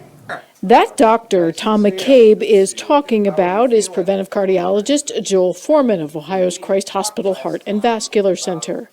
He just upped my water game 6 months ago, and I can really feel the difference. And even though Tom has a history of heart disease, the basic plan to prevent future problems prescribed for his health could work for all of us. We are more aggressive once you have an event because you establish yourself as higher risk, okay? So we'll lower the cholesterol more. We will probably lower the blood pressure a little bit more, but some of the advice is the same. It's all because Life's Essential 8, as this graphic provided by the American Heart Association shows, Dr. Foreman says works at almost any stage. They include eating better, being more active, getting healthy sleep, managing weight, controlling cholesterol, managing blood sugars, and maintaining normal blood pressure. I keep up on all of those. I think that the more you keep up with it, the less trouble you have. Now, the good news is they add up. So even if you can only start with a few, you can still bring your risk down. With your health news, I'm Liz Bonus reporting. Liz, thank you. Dramatic body camera video released as we watch and listen here, showing the moments that police officers walk into a frigid pond to save a family from a sinking car. Dramatic here as we watch them go toward that car in that lake. You can see officers as they get there try to canvass the situation, see what's going on. By the way, all this playing out just outside of Chicago. And what they do eventually here, and you'll see this officer on the right as he gets into the water with others, they eventually make their way over to the car. They smash out a window and they get the entire family to safety. Okay, here we go now, watching more of this video as they get closer. I want to stick with this if we can to see the moments that they're able to get there. You can see that the nose of the car, you know, kind of nose diving. Happening so quickly here. Right. You know, it's just incredible when we think about, you know, what our law enforcement officers do. They are not just around to, you know, keep the peace or write tickets or what have you. I mean, they jump into life or death situations. Ultimately saving this family. Yeah, you can see he was having trouble getting that door open. They finally get it. Oh, and there's babies. Oh, get them out of the car seat. Wow, you can imagine how scared they must have been. Thank goodness for them being in the right place at the right time and able to get that entire family out safely. Wow. 6 o'clock hour starts right now. You're watching Fox 17 News This Morning, your Code Red station. Good morning, waking up here at Fox 17 Code Red Weather Alert, and the wind is already picking up. The rain is moving in. It will get much worse very quickly throughout this morning. The full timeline of when we could get 55-mile-per-hour wind gusts today in your forecast. Looking ahead to the cold weather, how the city is helping those experiencing homelessness. Steer clear traffic, a bit of a backup on I-40 near Fessler's Lane. We've got a crash. I'll tell you exactly where coming up in a few. All right, thanks, and good morning to you. Thanks for starting your day with us on Fox 17 News This Morning. I'm Jennifer Waddell. And I'm Erica Glover. We're off to a very busy start for the weekend. Code red alert, red lights are on, gusty winds, very chilly temperatures. Yeah, so let's get the latest right now as everything's tracking our way with Code Red meteorologist Greg Bovis. Everything is tracking our way. Now, what you see on your screen right now is just not necessarily a sign of things to come, but it's an area that we have to watch very carefully over the next 4 to 5 hours, because this is well to our south and west. For the geography lesson here, we are well off to the north and east here on this map. So this is going to be the line of storms that moves just to our south. Think through Alabama. Yeah, that's what this is going to be a little bit later today. What I want to do is just show you why that's important to us, because this line of storms goes from the Gulf of Mexico all the way up to the Great Lakes with different implications for everyone. Taking a look right now, we are back home. We do have some rain on the radar. The bulk of the heavier rain is off to our west still. Here is our regular radar that we use back home, our fine-tuned radar, and you can see just north of Paris, we have the lightning that has picked up in the last half hour. A decent amount of lightning with this. It's not severe weather by any means, but we're starting to get these flashes of lightning and of some heavier rainfall that are moving in. Lawrenceburg, no rain right now, but take a look at where the lightning is with this. You'll get a couple little pop-up, decent bands of rain that move in, but the thunder and lightning not too far away from you, about a half hour away if this holds together. Franklin, you're going to be seeing it soon too. We have a band of rain that'll move right along the 65 corridor in about 15 minutes. That'll be south of Nashville. So you think Franklin, Brentwood, Thompson Station, all these areas are going to see some rain that does pick up for us. It's right over Mount Pleasant as we speak. The rain is not the reason we are code red. It is the wind. The wind has us in a code red weather alert all morning, all afternoon. Wind advisory in effect. From right now, it just started for Middle Tennessee until midnight tonight. High wind warning in effect for all of southern Kentucky. Gusts up to 55 miles per hour. Pockets of heavy rain as you're already seeing, and there is a small chance for severe weather this morning into early afternoon in our southern counties. There is a lot going on now, and it will only progress throughout the morning. Every little new thing that I'm seeing in the Weather Center all the way through 9 o'clock, we're going to bring to you in real time and work through this process with you as we get you out the door and try to stay as safe as possible here when the damaging wind moves in.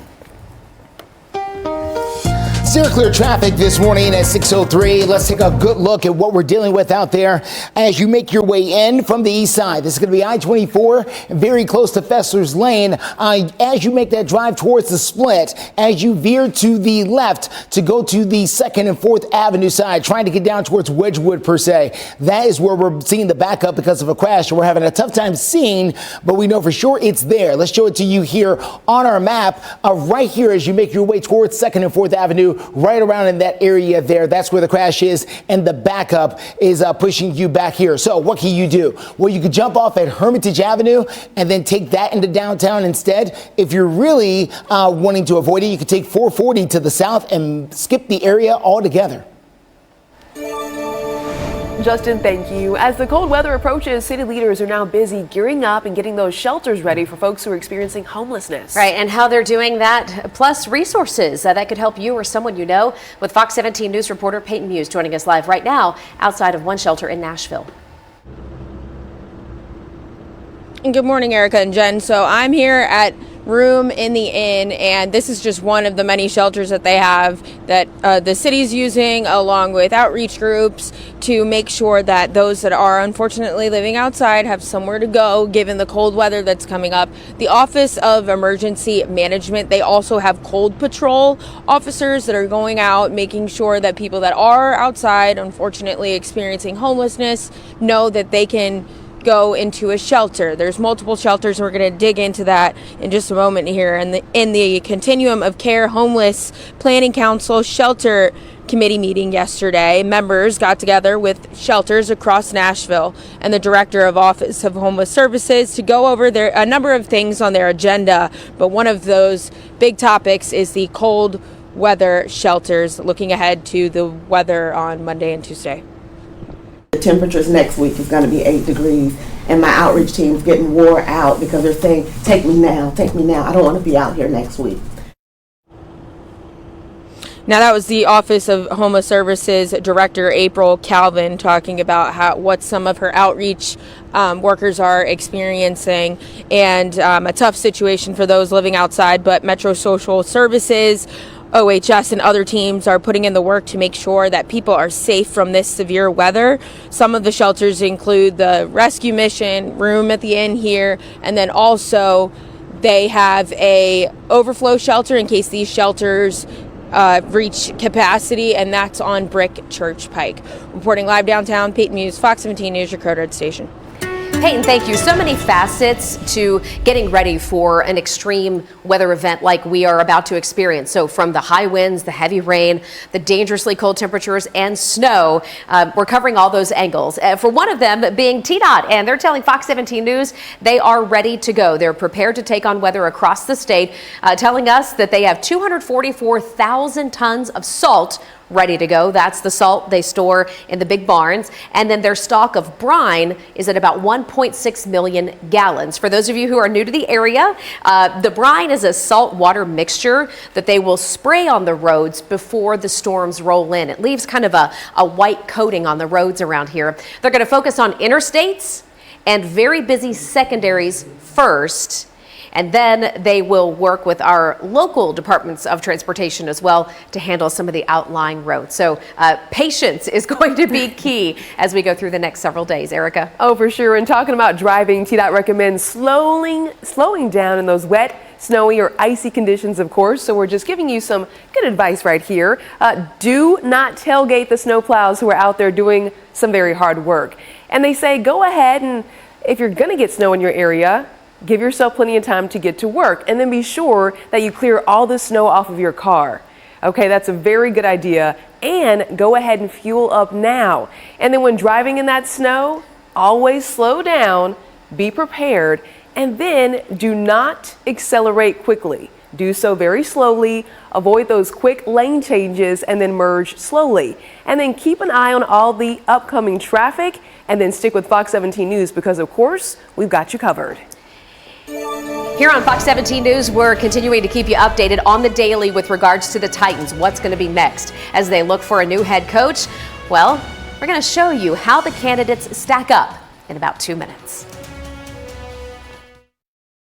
Fox 17 News, your 6:10 is the time here on this Friday morning. There are reports that the Tennessee Titans will begin interviews for their next head coach later today. There's at least 8 candidates out there right now as far as the Titans requesting permission to speak with, and there could be more.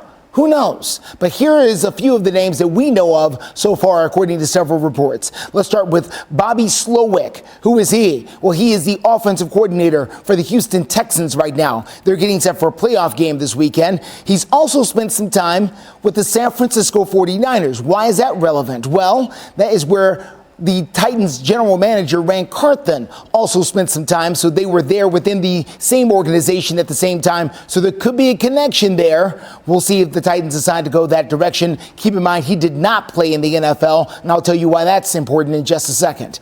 Also want to tell you about the next candidate here, if we can move on, and that would include Aaron Glenn. If we could talk about Mr. Aaron Glenn. Aaron Glenn was and still is the defensive coordinator for the Detroit Lions. Now, they too are getting set for a playoff game this weekend, but he's also coached with the Browns, the Saints, and the Jets in his coaching career. He also had a pretty lengthy playing career. He's a former first-round pick and played 15 years in the National Football League as a defensive back. Now, I mentioned the playing time in the NFL because of this fact. Every single head coach that the Titans and Oilers organization has had since 1990, all of them have played in the National Football League, going all the way back through from Mike Vrabel to Mike Mularkey to Jeff Fisher. All of them have played in the NFL. We'll see if that trend continues. 6:12 is your time, tracking what's on the radar right now because things pick up. Every time we look at it, we're seeing more and more coverage on the radar. This is the last 4 hours moving through, and we're taking a look at going from almost nothing to some decent bands of some rain. I'm going to put a track on the end of a few of these. So you can see at the very end right here we are. We move our way toward toward Nolensville and Eaglesville. We're going to be there in about 10-15 minutes or so. And you talk about some other areas, Monterey, Sparta, a good 10-15 minutes until everything moves in for you as well. And then we go off toward Clarksville. Another half hour, another cell of some rain that moves in. So these bands are going to keep pushing through, and we're going to keep tracking them for you throughout this morning. Taking a look at future wind, and this is the big story. This is why we are code red. We're going to get windy real quick. If you think it's breezy out there right now, you have not seen anything yet. 47 mile per hour wind gusts at 9 a.m. in the Nashville area. You get out toward Clarksville, Dixon, Columbia, Lewisburg. Could be upwards of 50 miles per hour. To put it in perspective, all of us have a chance for 50 mile per hour plus wind gusts. The strongest wind gust we had Monday night into Tuesday was 53 miles per hour, and we only had one wind gust that was that strong. This will be a much windier event. Expect power outages. Make sure you're prepared for this and your phone is charged right now before you head out the door. Steer clear traffic this morning. Let's take you to I-24 and I-40 where it meets on the south side of town, right at that 2nd and 4th Avenue exit. We've got a much better look at that crash that is slowing things down in a big way, forcing everyone over. And look at the backup here. We're going to show you right on our cameras here on the maps as it backs all the way up over into parts of East Nashville now. So heads up in that area. I wanted to show you this. Yes, here we are. The backup now extending all the way back towards Fessler's Lane. You want to try to take Elm Hill Pike, Lebanon Pike, or 440 maybe to steer clear. Police are trying to identify the suspect in an unsolved murder. In a few minutes, hear details on this and from the grieving family too.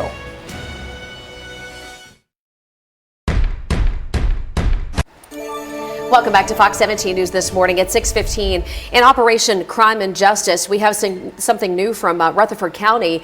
Murfreesboro police have released video, hoping it will lead to an arrest and closure for a grieving family whose son was killed. Fox 17 News' Kieran Aguilar is joining us to tell us what the family is saying this Friday morning.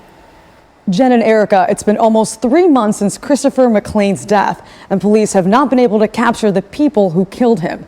The family says they are torn apart and hope the new video will be able to identify him. That's the video you see on your screen. It shows two people in hoodies with face masks making their way slowly down Cason Lane. Police say that was the night of October the 12th. Christopher McLean was robbed and killed, they say. His friend seriously hurt too. Police also say the suspects came in a four-door maroon or red car that you see on your screen driving down the street. Stayed for about 9 minutes before driving off. McLean's mom hopes they will be caught and justice will be served. So every day is a struggle. I write to him every day, or try to. And, you know, we just want to find who did this and bring justice for my baby boy, because he didn't deserve to die like that. He didn't. Police are offering a $1,000 reward for anyone that knows who that might be. If you do, you can call the Rutherford Crime Stoppers at 615-893-7867. Reporting live in the studio, Kieran Aguilar, Fox 17 News, your Code Red station. Kieran, thank you. 6:17 is the time. Checking in now with our Code Red meteorologist about our severe weather alert on the way. Yeah, we have a lot of wind picking up very quickly here. I was just checking BNA's website because I was getting words from home near Chicago. Yeah. Apparently, O'Hare International Airport. All runways are stopped right now. They've completely gone on lockdown. All of because of ice and snow. Yeah. Every departure from BNA to O'Hare through 11 o'clock is canceled. Well, and I was just looking here. We have several other flights that are canceled as well. We've got 32 in all. Going out of Nashville that are canceled right now, Greg. So definitely be very mindful of your flight. Make sure you're checking it, double checking it, and triple checking it, because many places that are around the country here are seeing significant weather, and that is us back home in the coming hours. 49-mile-per-hour wind gust in Nashville by the time we get to 10 o'clock this morning, going into 11 o'clock Friday. Today, this is only hours from right now. 5 hours from now, look at the Cumberland Plateau. These numbers keep going up. We could have wind gusts upwards of 62 miles per hour. Things die down for dinner time and they get much more manageable. But most of our wind, that's going to happen right in the middle of our morning and early afternoon hours. Again, those gusts in the Nashville area up to 55 miles per hour. You want the rain gear. Heavy pockets of rain are already coming down, and it will only get heavier. It doesn't last all day, but no umbrellas. You want the rain gear that isn't an umbrella, because that thing is not going to hold up in 50-mile-per-hour wind gusts. After this, cold air is going to settle in. 58 degrees today, 41 tomorrow. 24 by Monday, Sunday into Monday. I'm getting more and more confident that we will be seeing our first snowfall accumulation across most of Middle Tennessee. Totals aren't there yet, but every time we look, it's getting more and more likely. And then all the cold at night, those nights after.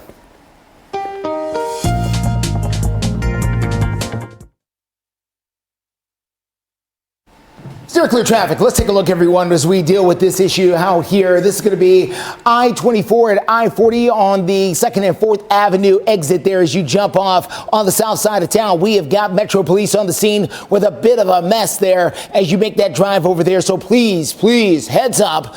And watch out, because the backup from this is going to be pretty long. Let's show it to you right here. Look at this. Look.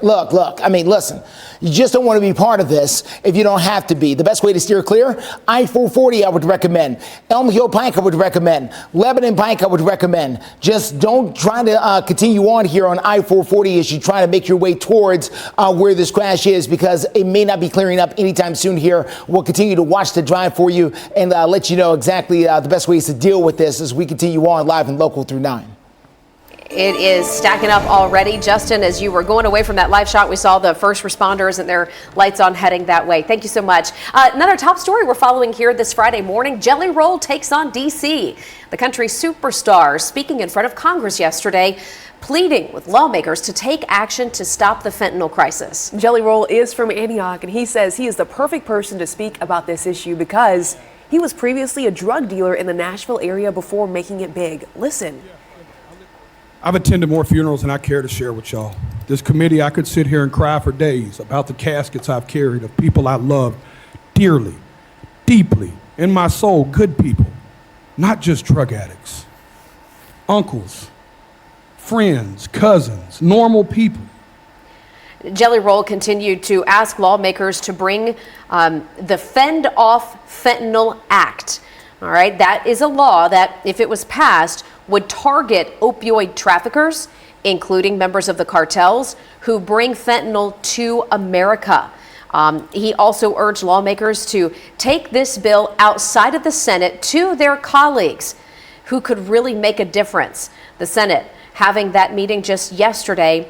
They called it Stopping the Flow of Fentanyl. They're working on raising public awareness and getting some legislative solutions. At 6:21, in Operation Crime and Justice, Metro Police say an out-of-county deputy working. So I'll pick it up from here. Metro Police say there was an out-of-county deputy working security who tased a man who they say was trying to steal from a Walmart. Police say this happened in Benton County, where the sheriff's deputy was trying to keep that person from leaving. After a struggle, the deputy used his taser in order to do that. The man who got tased is expected to be charged with shoplifting, resisting arrest, and assaulting a police officer. I don't think it's a safe environment. Rampant retail crime at the Green Hills Mall. We're going to talk about the latest on what's being done to curb shoplifting. Stay with us. It's 2024 and men from... Good morning. Welcome back. Taking a look here at 624. We got to look at what's going on here as far as the radar is concerned. You'll see it says capture at the bottom there. I'm going to be grabbing images across Middle Tennessee here in the next 2 minutes or so and putting those on Twitter so you know where everything is at in your neighborhood and where it's heading. I'm going to track in real time for you. In the meantime, Nashville on south. So think 24 inbound and you think 65 inbound from the south. We're seeing some rain that's been pretty decent, or even a couple of rumbles of some thunder. Think Franklin up through Brentwood, Oak Hill. It's getting lighter. It's moving to the right side of your screen. Let's track it toward Smyrna and then toward the Murfreesboro area and see when it arrives. And it will be in Murfreesboro in about 20 minutes, Laverne momentarily, and then Smyrna in about 5 to 10 minutes. So keep that in mind as we go out toward the plateau or our higher elevations as we slowly get out there. This is just light to moderate rainfall. Gainsboro out toward Livingston. Monterey, you're just starting to pick up some raindrops. Smithville, Cookeville, this is light rain. Much easier to maintain than what we're seeing off toward the west. Hopkinsville, you're seeing some thunder and some lightning moving in your direction. When does it get there? Here we go. We'll put a track on that for you. 15 minutes. That's when you're going to see it pick up. You've had bands of this already, so we're already into the process here in this portion of southern Kentucky, and that's also an area where wind gusts later this morning could be as high as 60 miles per hour. We're going to keep our eyes on the radar for you every 5 minutes, and that includes as we go into our 7 o'clock half hour all the way through 9 and become your only live and local news source the entire 2 hours. Steer clear traffic for you this morning. Let's get you over to a crash we've been dealing with over on the South Loop. This is going to be on I-40 right at the 2nd and 4th Avenue exit. Emergency crews are further ahead dealing with the crash itself and shutting down at least one lane. The problem is it's where this is happening. It's not really that it's that bad of an accident. It's just happening at one of the merge spots. And we're going to show it to you here on the map. This is right where 2nd and 4th Avenue, that exit is there on the south side.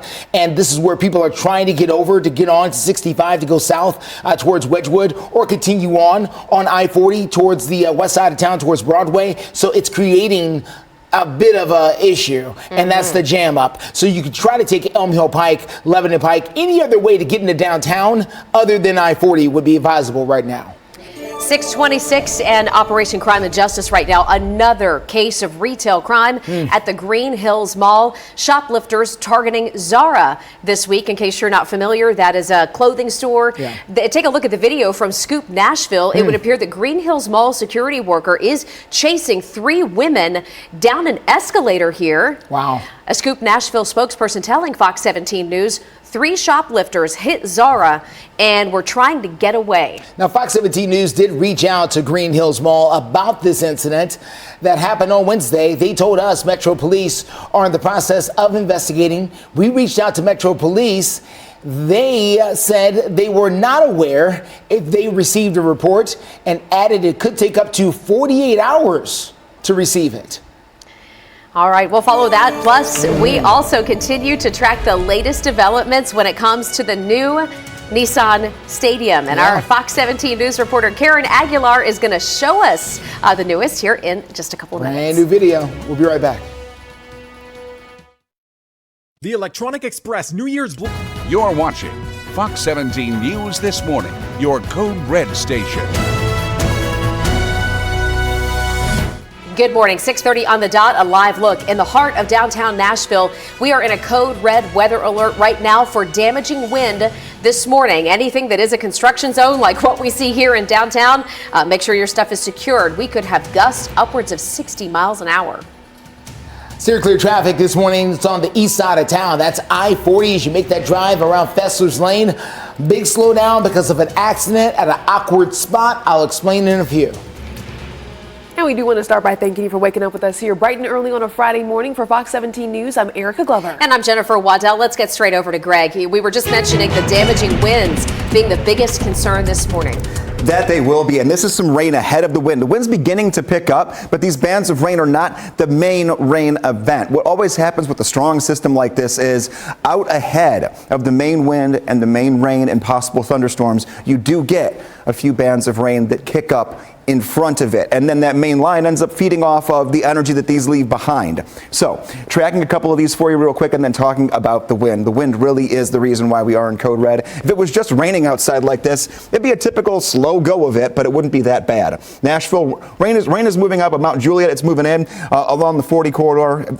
If you are west, I should say east of the Nashville area, we're seeing a little bit of rain pushing through. You get out toward Lebanon, just north of Watertown, I should say, and Forktown, 13 minutes. I want to show you some of the heavier rainfall, though. You get it just to the south of Nolensville, pulling away from Franklin. Leapers Fork seeing some decent rain. Murfreesboro, we'll take a look at when this moves toward you, and we'll see how this cuts across 25 minutes.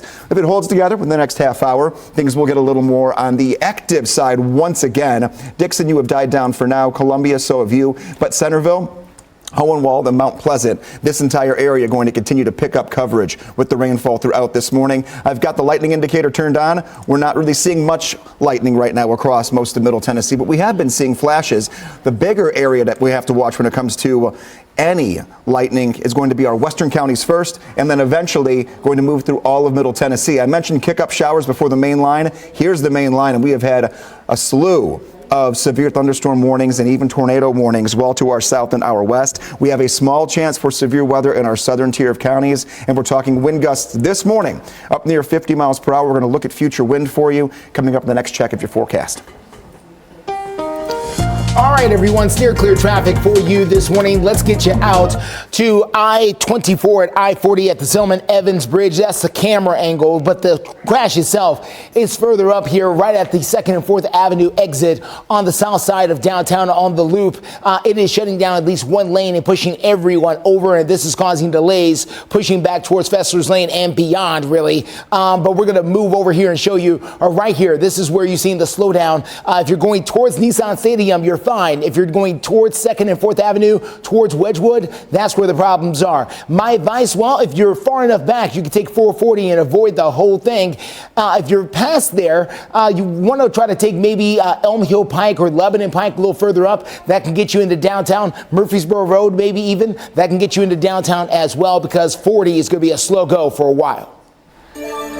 Justin, thank you very much. Speaking of delays, we do want to let you know we were just checking the delays and cancellations over at Nashville International Airport. They have now jumped up. You might have heard us talking with Greg earlier about the winter weather in places like Chicago. Well, as a result, there's a full ground stop in Chicago. So Nashville International has 16 delays right now, 36 cancellations. We'll continue to monitor that impact of this system as we go live through 9. And as the cold weather approaches, city leaders are gearing up and preparing cold weather shelters for people who are experiencing homelessness. Fox 17 News reporter Peyton Muse joining us live this morning, taking a look at that aspect.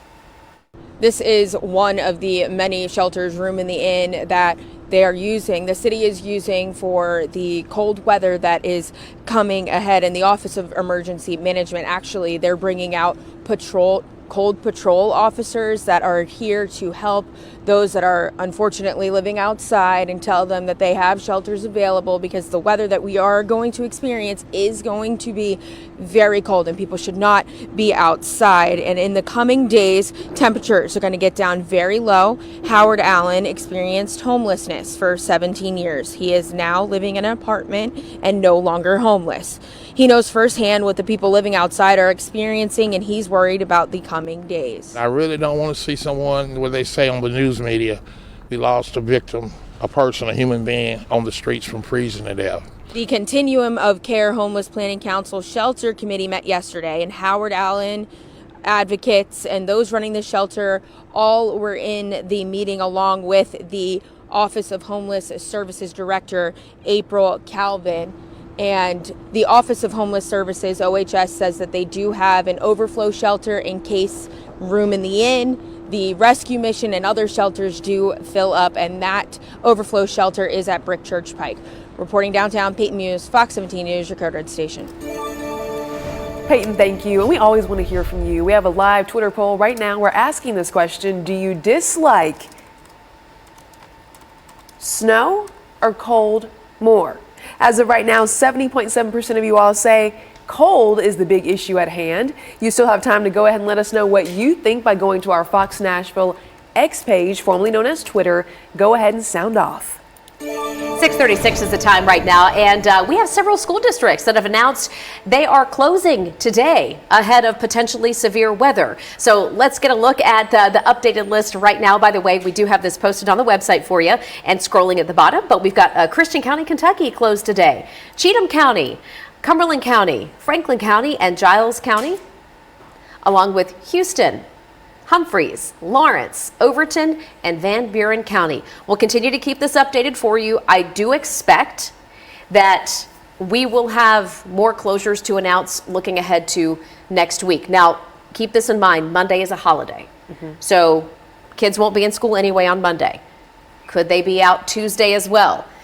It's looking like that's a possibility. So keep it here as we're your live local news source through 9 a.m. where we'll keep you updated. Also coming up right here on Fox 17 News this Friday morning, we're speaking with the government watchdog group about the Tennessee Department of Transportation spending, breaking down TDOT's $275 million. Stay with us and happy Friday. Sometimes 6:39 your time right now. We continue to watch the radar for you here throughout the morning and track any new developments we've seen. Not much has moved since our last check of the radar. Things have kind of slowed down in terms of their development. So we'll get back to tracking everything as it does progress here in the coming few checks of the forecast in about 5 minutes or so, actually. But we are in a code red alert mode for today. Wind is moving in as we speak. Brand new this morning as you're waking up. This happened around 5 o'clock this morning. What you're going to see on your screen next. We have now put all of southern Kentucky into a high wind warning. That means wind gusts this morning into the afternoon will be as high as 60 miles per hour at times. All of Middle Tennessee in the tan shaded color, this is until midnight. Both of them are. We could see wind gusts up to 55 miles per hour. So that's what those two things mean. You go into a warning when you have stronger average wind and when you have stronger wind gusts. That's going to be all of southern Kentucky. Taking a look, wind gusts right now, they're not that bad. They've kind of been flaring up and dying down. We have not gotten to the bulk of our wind just yet. It's going to take about 2 more hours until the wind really becomes more substantial and more frequent. Take a look. You'll see it right here on Future Wind. I'm going to take you through 11 o'clock this morning. Here's 9 a.m. wind gusts upwards of 45 miles per hour in the Nashville area. Strongest wind gusts at 9 a.m. just to the west of Nashville, all the way from Kentucky down to Alabama. And then we move this over toward 10 o'clock. Heavier wind moves all the way through the heart of Middle Tennessee and makes its way out toward the Cumberland Plateau by 11. That's also our best chance for the heaviest rainfall to move through. We'll keep our eyes on the radar and on the wind speeds throughout the entire morning, all the way through 9. Steer clear traffic for you this morning. Let's get out to I-24 at the Silman-Evans Bridge. This is where we're dealing with our second crash of the morning within a very close space out there. Both of these crashes on the South Loop, so heads up as you make that drive in. Let me show you exactly where we're talking about. This is that view as you drive into downtown Nashville, Nissan Stadium, right about in here. So the backup here is going to come along. This is where the crash is on I just showed you. This one, it's right in this area here. The second crash is down below at 2nd and 4th Avenue. All told, it's making for a mess out there on the roads. You want to try to take any secondaries, Elm Hill Pike, Lebanon Pike, Hermitage Avenue, Murfreesboro, all good ways to steer clear. Fox 17 News busy following breaking news this morning. Police say a man was shot near Gallatin Pike, so we're showing you some video right behind me. This is where our photojournalist was just before 4 o'clock this morning. Now, once he arrived in this bank parking lot, he saw 2 police cars there, but not long after, they left the area. Police say the victim is in stable condition, but not cooperating with them. So far, information as to what happened for this shooting, very, very limited. Be sure to stay with Fox 17 News, though, as we get continuous updates throughout 9 a.m. In a few minutes, you will hear from a Murfreesboro family who is still searching for answers to their son's murder.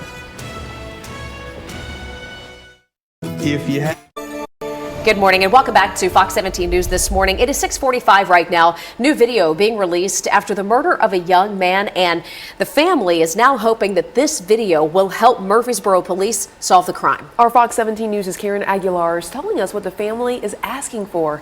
Karen, what can you share with us?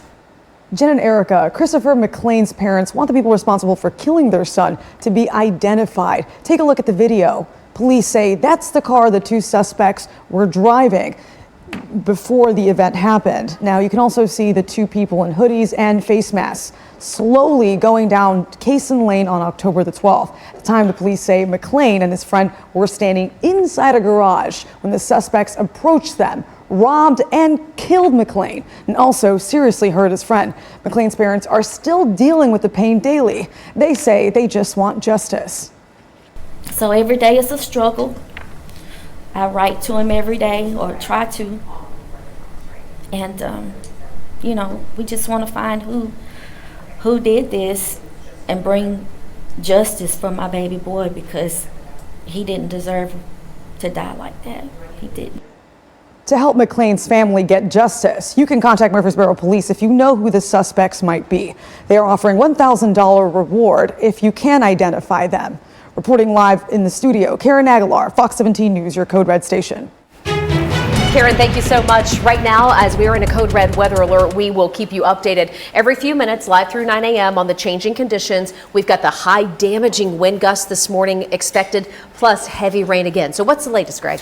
Latest is the damaging wind not here yet. Okay. Well, we have been getting these little surges of some decent wind on and off, kind of like pumping it up before we get going, you know? Shaking the windows a little bit. Yeah, kind of like stretching before the workout. Okay. That's kind of what the atmosphere is doing right now for us. Taking a look at the current radar, and this has not moved a whole lot, but we'll take a look at a few areas of some concern this morning here. Here's a little track, and I don't say concern is in severe weather, but pockets of rain that could slow you down. This is moving into Kingston Springs here momentarily. It will track toward the Nashville area in about 20 minutes or so. And the Nashville International Airport, we've got a lot of cancellations and delays. Please check your flight times before you leave the house, because maybe not necessarily weather here, but other areas of the country are getting hit by some pretty decent rainfall here, and even some snow in some areas. Another track we'll put on this just down to the south.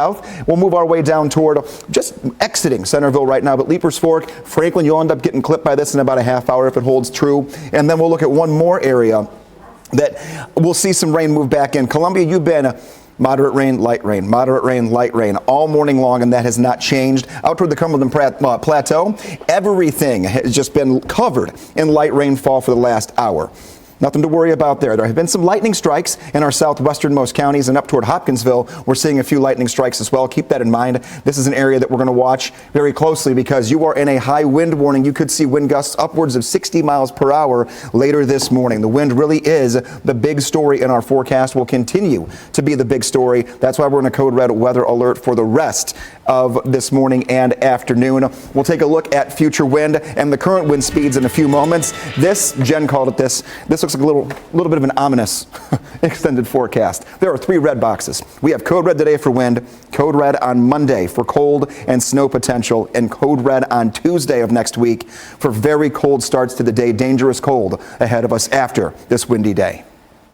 Weather Window, presented by the National Weather Desk. This week's wild weather included snow squalls in parts of the country. This view of swirling snowfall captured through a doorbell camera in Utah, and we saw the effect earlier this week. This released surveillance video shows the cause in action. The moments an EF2 tornado roared through downtown Bamberg, South Carolina on Tuesday, leaving damaged buildings and toppled bricks in its wake. For more content like this, follow the National Weather Desk on Instagram.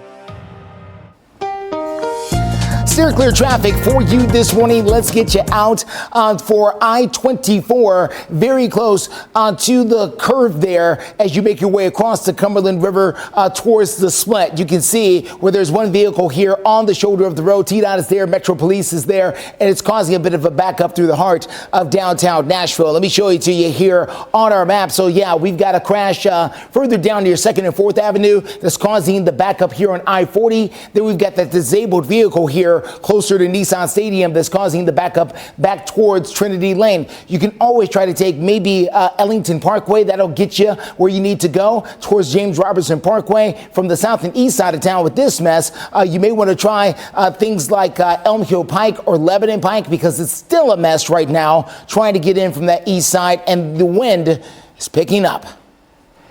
We have more breaking news this Friday morning. This time it's about an update which is expected today in the case against the Buffalo supermarket mass shooter. Relatives of the victims of the mass shooting have been called to court today for a, quote, substantial update in the case. That is according to their attorney. This does come as the families have been waiting to hear whether prosecutors would seek the death penalty against the shooter.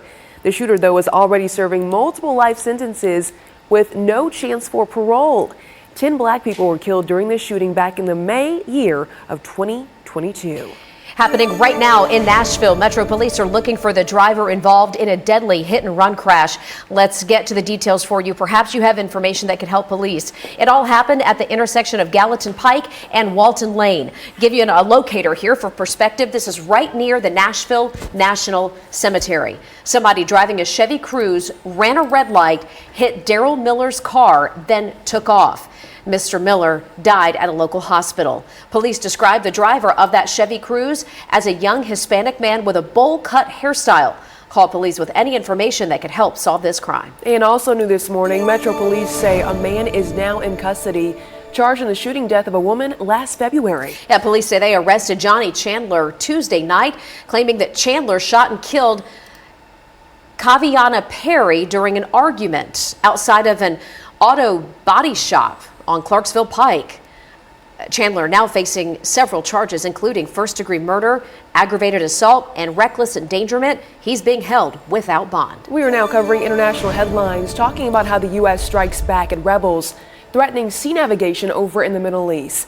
The U.S. Central Command says it launched airstrikes as part of a multinational operation. This is all against the Houthi rebels in Yemen, which are backed by Iran. The command says that these strikes are supposed to stop those attacks on our cargo ships in the Red Sea. By the way, this is a story that has escalated after first developing weeks ago.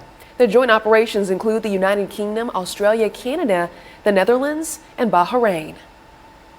6:52 is your time right now, and our code red weather alert will hold for the morning. This is a live look in downtown Nashville where construction is underway. Part of Broadway is shut down before you even get to the riverfront. Warning here for you, if you have anything outside, whether it's construction equipment, maybe it's your patio furniture, make sure it's secured before those winds really kick up. Fox 17 News at 9. 6:54. We're continuing to monitor the wind situation outside. This is why we are in a code red weather alert. The wind has been gusting on and off already this morning, picking up hour by hour, and it will continue to do so. At 7 o'clock, we become your only live and local news source from 7 to 9. And during that time frame, wind will pick up aggressively. It will be dangerous at times and damaging in some areas. And the rain will begin to come down even more heavily. There's even a small severe weather threat throughout the morning. So we have a lot we're going to work through with you and for you as we get to 7 o'clock. Right now, let's just talk the wind and why we are code red and how strong it will be and when it gets to your neighborhood. This is 8 o'clock into 9 a.m. Wind picks up very, very quickly. 47 mile per hour wind gusts possible in Nashville. So just call it 40 to 50 mile per hour wind across the board, everywhere from Lebanon on toward the west, out toward our westernmost counties of the viewing area. And then it scoots a little more toward the heart of Middle Tennessee at 10 a.m., 11 o'clock, moving out toward the Cumberland Plateau. This area could end up seeing 60 mile per hour wind gusts. If you thought Monday night into Tuesday morning was windy, and it was, this will be much windier. We only had 150 mile per hour wind gusts Monday night. We could be seeing them across all of Middle Tennessee and Southern Kentucky throughout the morning and early afternoon hours. That is why we are code red. The good news is by dinner time, the wind begins to die down. It will still be breezy, but no more damaging wind.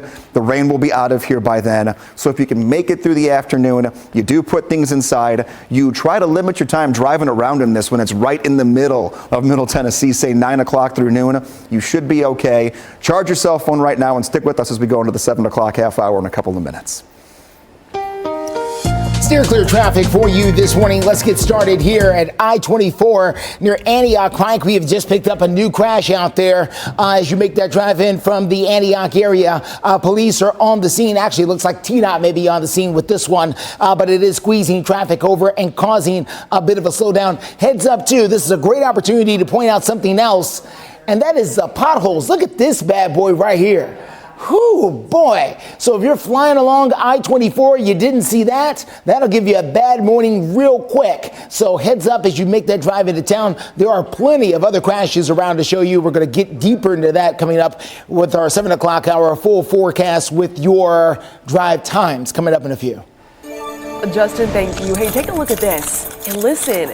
Dramatic body camera video showing us the moments police officers ran into a frigid pond. So we're going to watch the body camera as it unfolds. It's going to take a moment to get to the rescue itself, but this is from a police department just outside of Chicago, and you can see several officers here trying to scope out the situation, see what they're working with, and the car that's clearly submerged in the water. So they all get a game plan.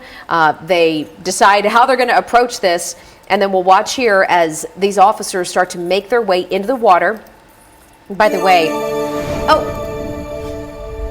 well, it looks like we're done with that one. So, moving on. Next story. We're also talking about the new tiger cubs over at the Nashville Zoo that were caught on camera just loving up, having a play fight in the middle of the night. The 3 cubs, 2 girls, and 1 boy, they're going to be getting their new names, Jen. Yeah, so cute little Sumatran cubs here. The zoo had an online vote, choosing from several options for each cub. The names will be announced later today. Promotional consideration for this program provided by Ponce Law. Hey, I have a question for you. Do you know someone who is doing some good in your community, a hometown hero, so to speak? Yeah, if so, we'd love to meet them and then introduce them to the Mid-State. It's all part of our Hometown Hero promotion that we've been doing for, 3 years now with Ponce Law, where we find an award. Local hometown heroes, $1,000. It can be a teacher, veteran, first responder, frontline workers. I mean, anyone doing some good. We're also going to show you right here on your screen how you can nominate your hometown hero. Visit PonceLaw.com/hometown hero to make a submission. And then every month, a selected hero will then be featured right here on Fox 17 News. Promotional consideration for this program provided by Ponce Law. Let's head over to the website right now, fox17.com, and see what's trending. This is a story that's had a lot of you talking. I posted it as the news broke yesterday morning. Fruit Stripe gum being discontinued after 50 years on the market. Man, it was awful. But I liked it. Well, I mean, it tasted good, but it lasted all of like 5 seconds. You got to enjoy the 5 seconds. It disintegrated. But I know this is a childhood favorite for a lot of you. If you want to sound off and share your memories, you can head over to my Fox Facebook page and let me know what you think. In the meantime, another trending story, by the way, on the right side of your screen, you'll notice, is one that I read last night, and it's the Tennessee girl who has been dealing with a rare bacterial infection. It happened all around Christmas. She started not feeling well, said she was dizzy, she was tired. They took her to the hospital, and then things just got worse from there. But it is a story of survival and of determination, so that's also right now at fox17.com. You're watching Fox 17 News This Morning, your Code Red station. Right now, Code Red weather alert for damaging wind and potential severe weather, all during the morning commute. Steer clear traffic at I-24 as you make that drive in from Antioch. We've got a crash here and another one to tell you about over near the Silman Evans Bridge. We've got the details coming up.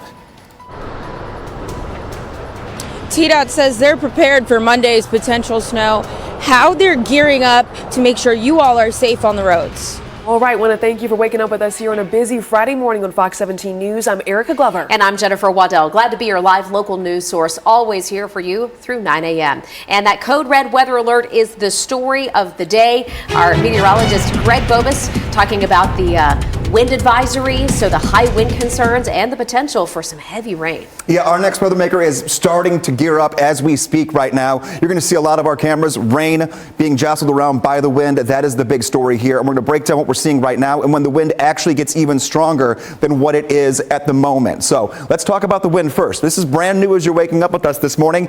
Yesterday night, or I should say last night before you went to bed, Todd, Trigg, and Christian counties were all in a high wind warning, meaning wind gusts possible up to 60 miles per hour. Now, all of southern Kentucky could see wind that is that strong. All of middle Tennessee, wind gusts up to 55 miles per hour. This is windier and will likely cause more damage than Monday night into Tuesday. And that was not an easy one to work through when it happened overnight. This is during the day, and the wind begins to move in much more aggressively during the next 2 hours. Wind advisory Means that our wind gusts stay less than 60 miles per hour. Wind warning that we just showed you in southern Kentucky. Wind gusts can be upwards of 60 miles per hour. Taking a look, this picture has changed in the last 15 minutes. If you were with us 15 minutes ago, before we flipped over to the 7 o'clock half hour, I said, Nashville, you're gearing up for some rain pretty soon. Well, now we're seeing it move in as we speak. I want to talk future wind gusts. Current wind gusts don't look impressive, but they are definitely getting stronger and stronger throughout the area. Taking a look here at future wind moving us through, and we are going to go up to 45 to 50 miles per hour. That's what we're going to do here by 9 o'clock in the Nashville area and west. Then this moves into the heart of the Middle Tennessee area right around 10 o'clock. And then 11 o'clock, we'll see this go toward the Cumberland Plateau. So we're literally talking from now until noon. Look at how strong the wind is. We only had one wind gust of more than 50 miles per hour Monday night.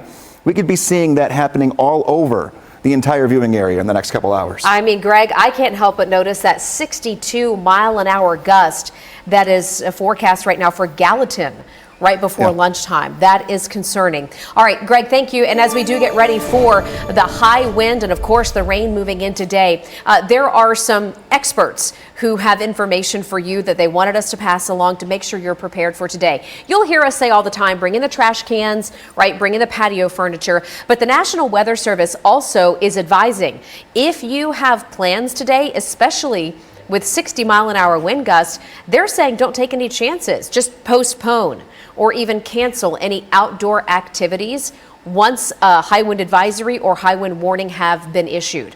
They also say the safest place to go if you are caught in these really strong winds is just to get inside somewhere. If you can't get inside, they say take cover right next to a building, so get right up against a wall or get under a shelter if you can. Well, they also recommend stay out of the roads.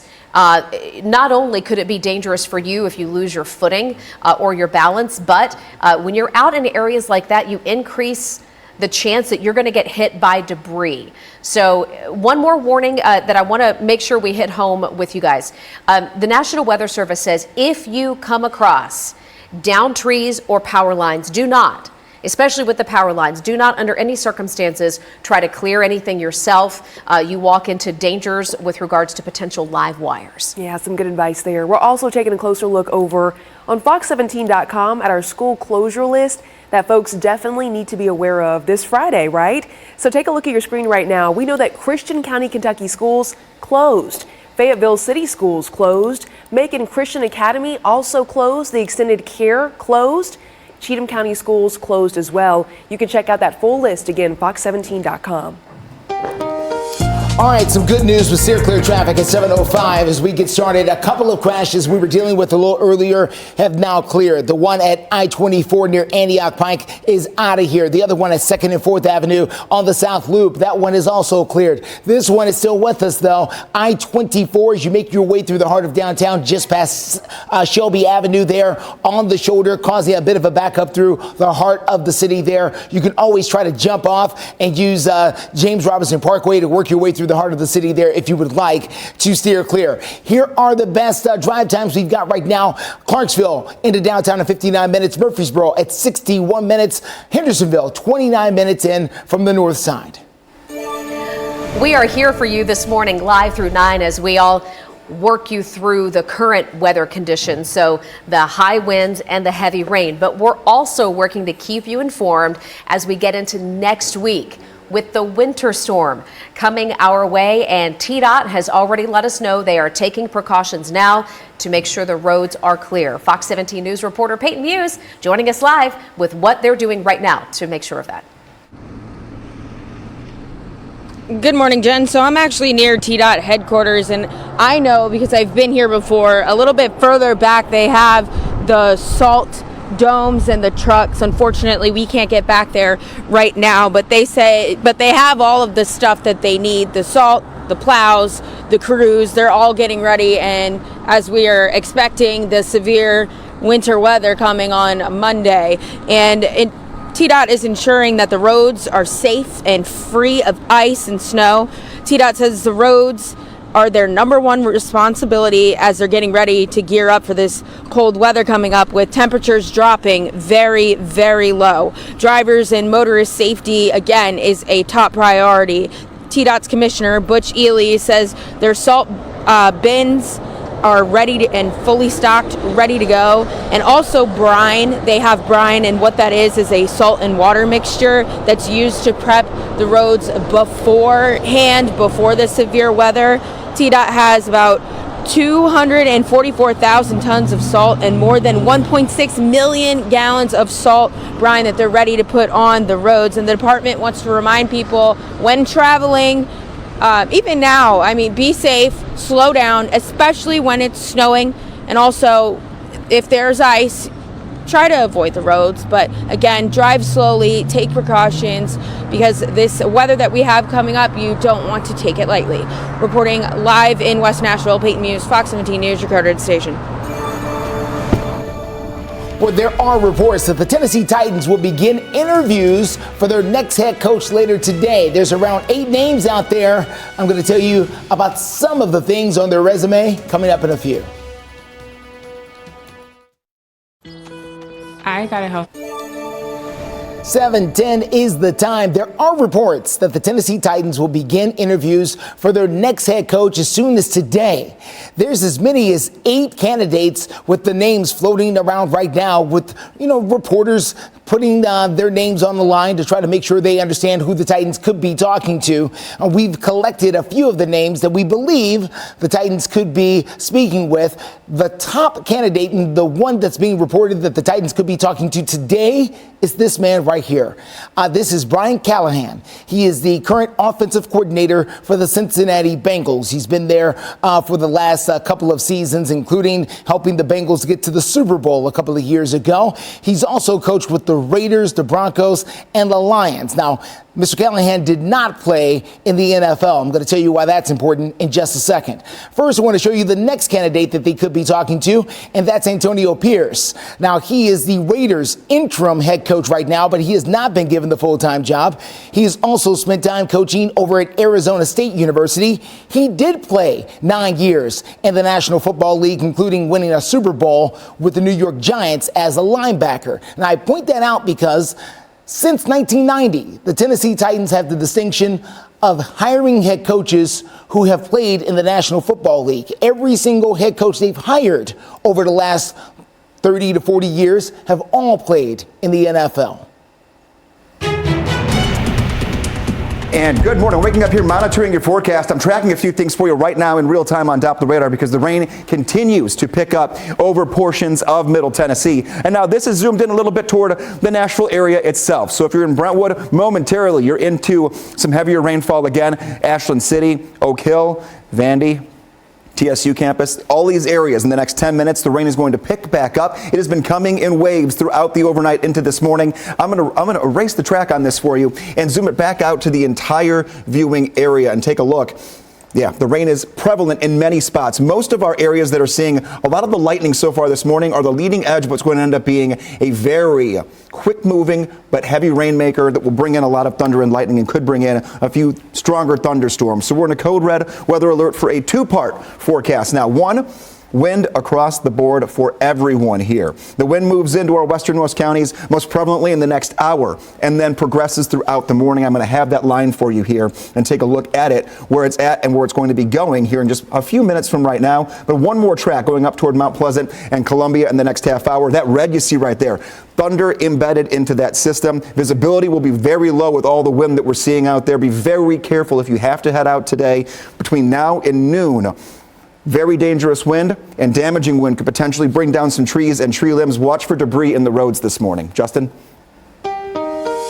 Steer clear traffic for you this morning. Let's get you to I-24 at the Silman Evans Bridge. That's where we are still dealing with a slowdown over there because of a crash up against the barrier wall. TDOT is on the scene. Metro Police on the scene with that. It is causing a backup through the heart of downtown Nashville. You can jump off a little earlier at places like James Robertson Parkway or Ellington Parkway as you make that drive in from the north side, because this is going to get in your way otherwise. We'll continue to follow things and give you fresh drive times coming up in just a few.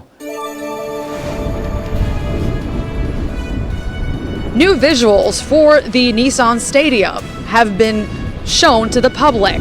You'll hear from the ones who created the design.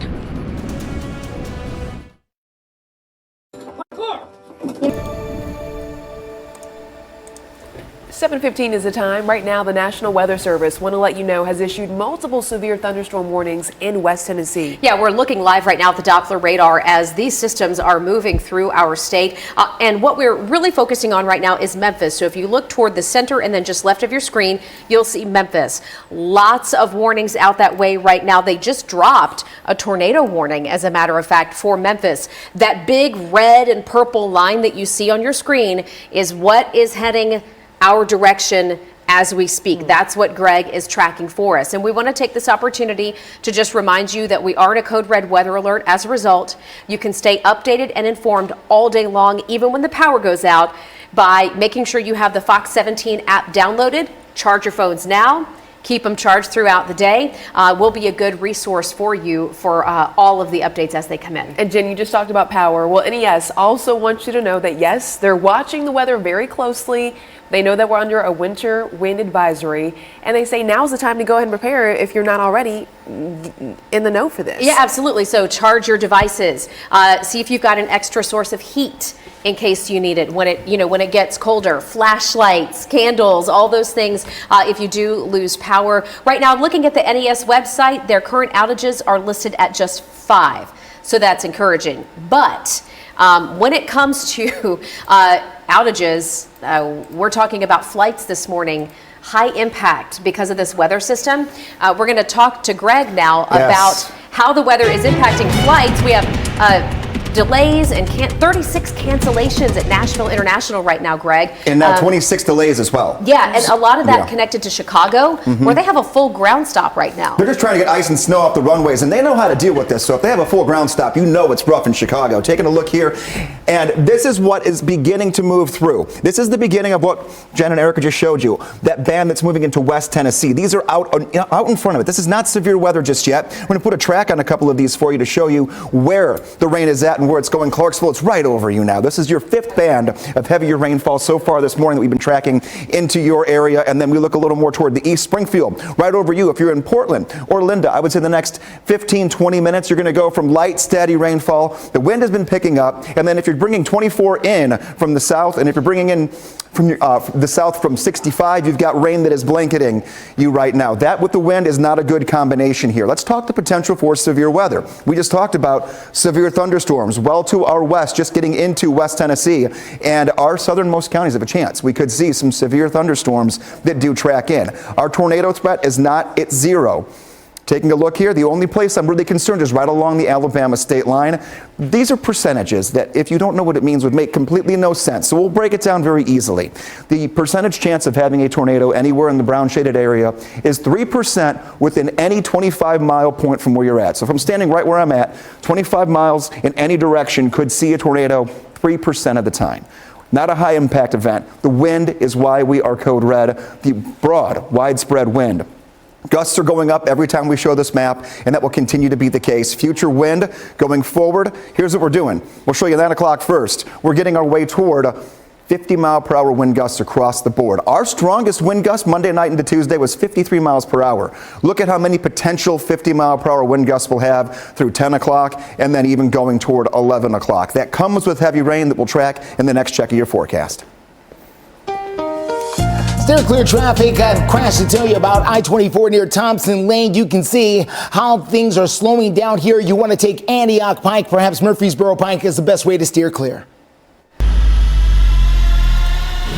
Justin, thank you. The talk of the town right now as it pertains to sports are our Tennessee Titans. It's been years in the making. Continuing coverage this morning now of the changes that are already underway, getting ready for a new Nissan Stadium. Yeah, 2 days after firing head coach Mike Vrabel, the team just released some new renderings showing what the $2.2 billion stadium is going to look like. So let's check it out now with Fox 17 News reporter Karen Aguilar joining us live out by Nissan Stadium. Good morning, Jen and Erica. I want you to take a look at the current Nissan Stadium right now. You can see that the top of it is open. So what designers tell me is that they tell Fox 17 is that they're hoping to enclose it on top of a lot of new designs, which includes making it steeper for people to be able to see their favorite Tennessee Titans play. Not only do they want to see the Tennessee Titans play, people will also be attending concerts and other events like that. So I want you to hear from one of the architects himself, who we believe could be one of the architects from Sports Authority. Take a listen. It is quite a big deal. You guys are sitting on top of right now a really great design that I think will shine, not just in Nashville and not just as a part of the portfolio of the NFL, but around the world.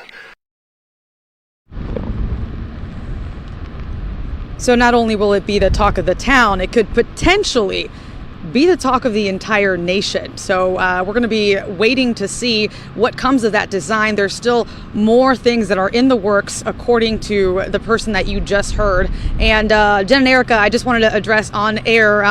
It is a little bit windy here, a little bit rainy. Some things are flying. So as we continue to do these hits throughout the show, I hope that viewers can bear with me and hopefully be able to see what I'm pointing at today. Reporting live in East Bay, Karen Aguilar, Fox 17 News, your Code Red station. Karen, we were just saying that our field crews are the real MVPs. So, Karen, y'all take cover if it gets crazy out there. We don't need any flying debris. Be careful, all right? Yeah, Fox 17 News continuing our Code Red weather alert day, and you can see why the camera is shaking. We're talking about wind gusts up to 60 miles per hour today.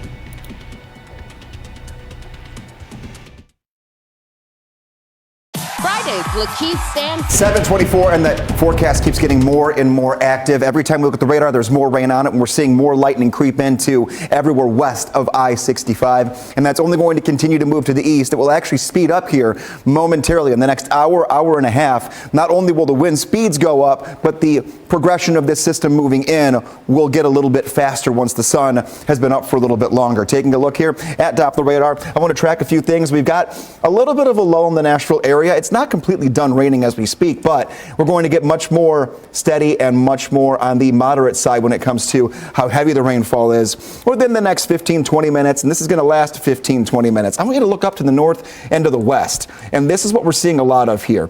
These little clusters of moderate to heavy rainfall with some embedded thunder and lightning. Clarksville, you're getting light rainfall right now. I want to do two things. Here's one track of this first band moving in, and that'll move in 15 to 25 minutes. Then we have another one that moves in shortly after. So you're going to get a 10-minute break, and then you're going to get even more rain that moves in. That is the progression we've been seeing so far this morning in our northwestern counties. The wind is starting to pick up as well. But yeah, there's that cluster in Nashville. You move out towards Smithville, having some steady rainfall. Columbia out towards Centerville and Thompson Station. Here's some very heavy rain. The oranges and the reds indicating that here. You can see we get out toward Thompson Station, Leapers Fork. These are areas we've been calling out all morning in Columbia because you've been seeing the progression of this rain on and off throughout the morning. I want to show you future track and what this means for us going forward. So here's what's going to happen. These isolated bands of rain have been chugging throughout the morning, but they become much more organized by 9 a.m. And as they do, our strongest wind begins to move in. They will not be a completely well-formed line, but they will cover much area here, much more than they are right now, and be a little more, again, developed together and a little more concise in terms of coverage area. By the time we're done with this afternoon, by dinner time, we're going to be fine. Nothing else to worry about. We're going to look at new projections for wind gusts as they move in. We're going to be gusty up to the point of 40 miles per hour before we're even off the air at 9 a.m. We'll work through that coming up in a few. Right now, Justin's got you out on the road. Circular traffic this morning at 727. Here's a quick look at I-24 as you make that drive in near Thompson Lane. As you can see, traffic is moving along here. We do have a crash here on the shoulder that is slowing things up back behind it, so heads up as you make that drive in from Murfreesboro. Despite the crash, traffic coming in from Murfreesboro and that drive time still about an hour. That is certainly great news. All right, we were dealing with that crash coming in just after Shelby Avenue in downtown Nashville. Thankfully, that crash has cleared out of the way so traffic can resume a normal flow, even though the rain has begun to fall there in the heart of downtown. Working to keep you all safe on the roads, how TDOT is preparing for the cold winter weather coming up.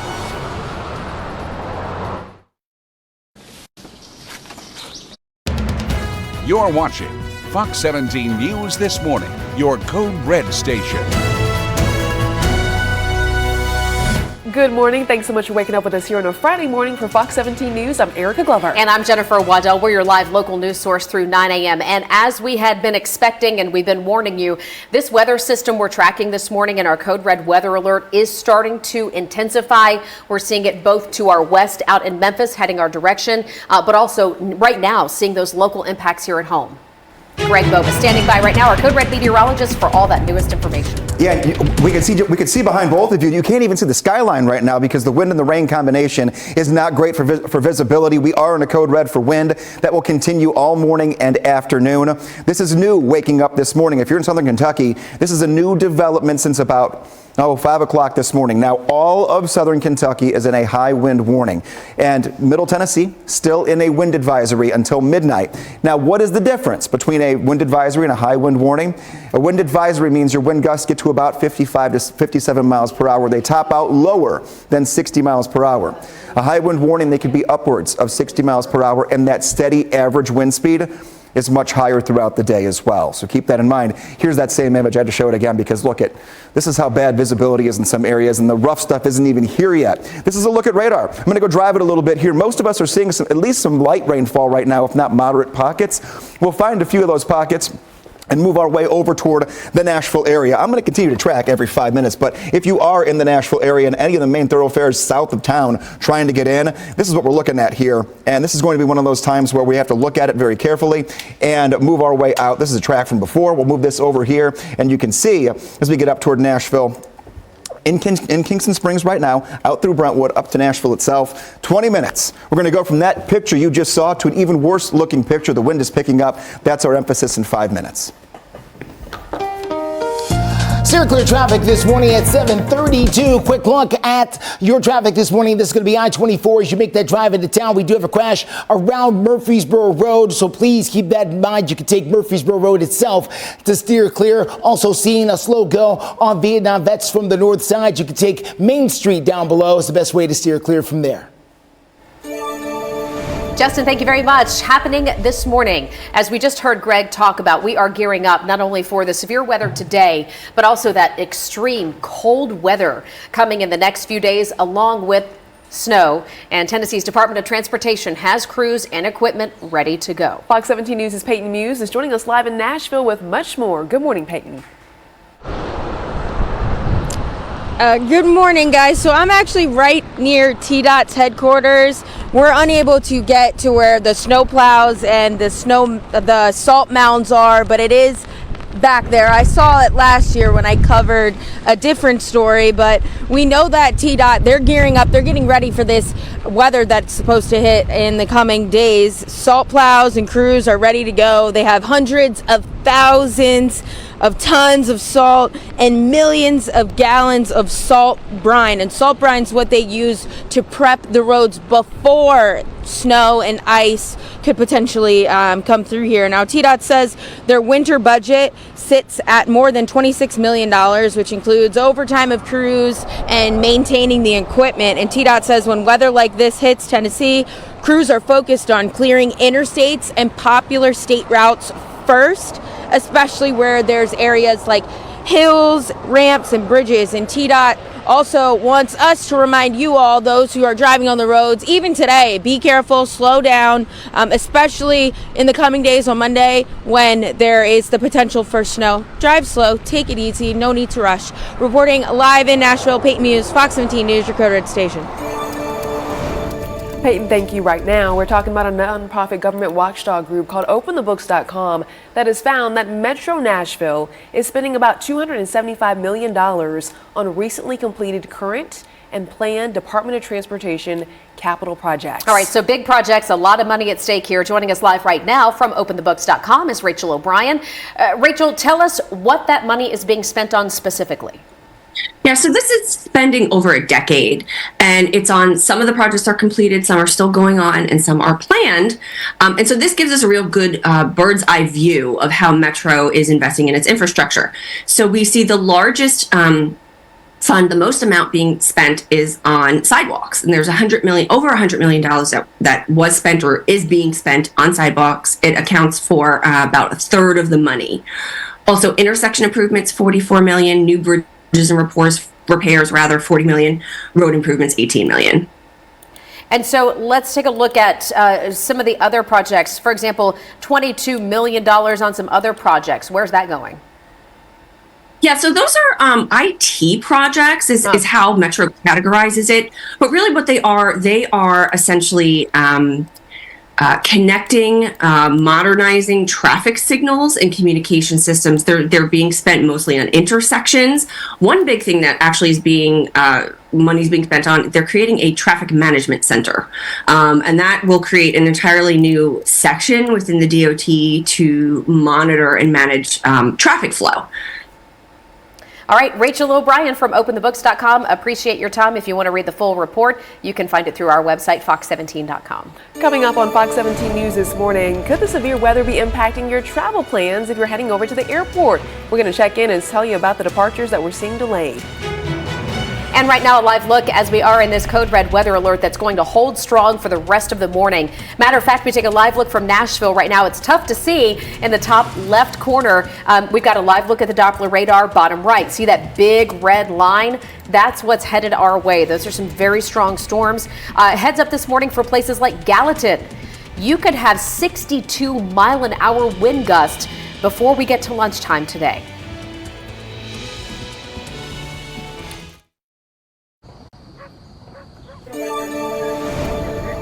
All right, 7:39 is the time. Live look there at the website for Nashville International Airport. Fly Nashville is what the website is called. There's a lot of delays there on the listing. This is in large part because of delays, not necessarily here in Nashville, but elsewhere around the country. We know in Chicago, for instance, at one of the busiest airports on the planet, they've had a ground stop, and that is certain to cause a chain reaction that we're starting to feel here in Nashville for sure. Yeah, that ground stop's supposed to last through at least 8 o'clock this morning while they work to get everything de-iced and cleared. And let's take a look at how that is impacting us here at home at Nashville.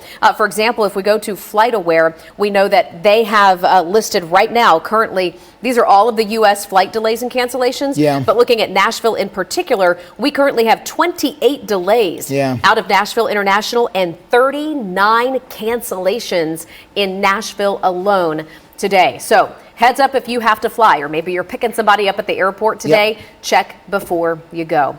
And also a quick reminder here for you, as we get into dangerously cold weather next week, we want to make sure that you are aware of your options when it comes to cold weather shelters.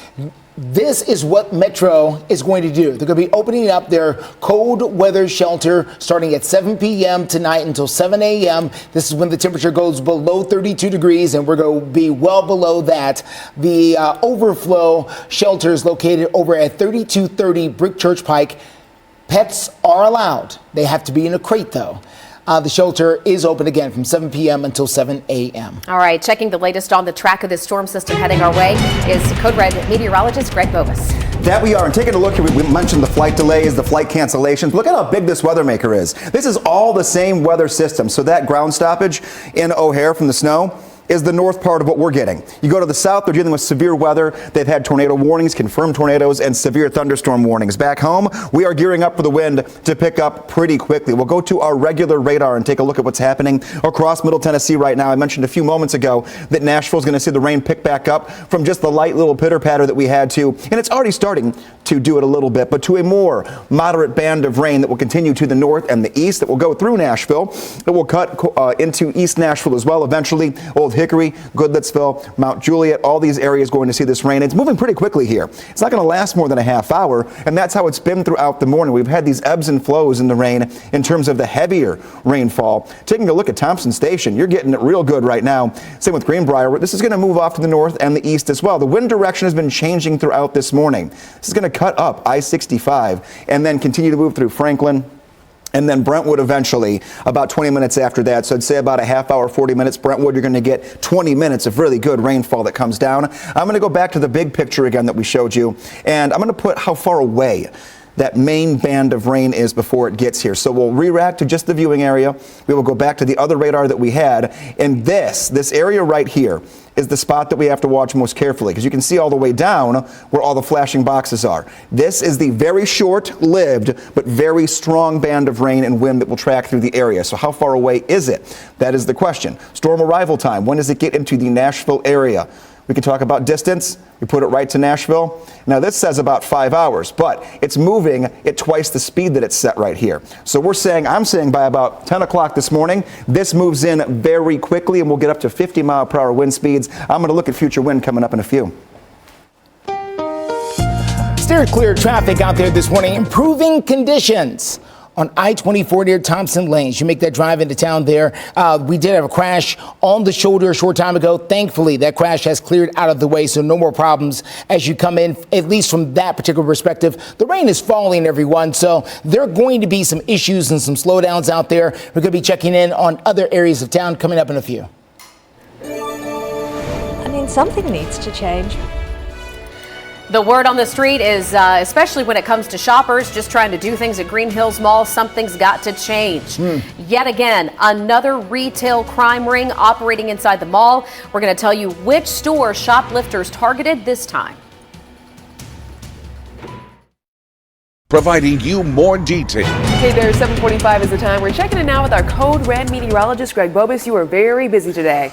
Yeah, it's one of those mornings where there are a lot of moving parts, and as they all come together, it kind of forms the story for the rest of this morning, and they're all starting to get to that point. All right, Greg, I'm thinking at 7:46 right now, if folks are watching or listening and they have to leave at 8, all right, 8 o'clock would be a good round time that people leave the house.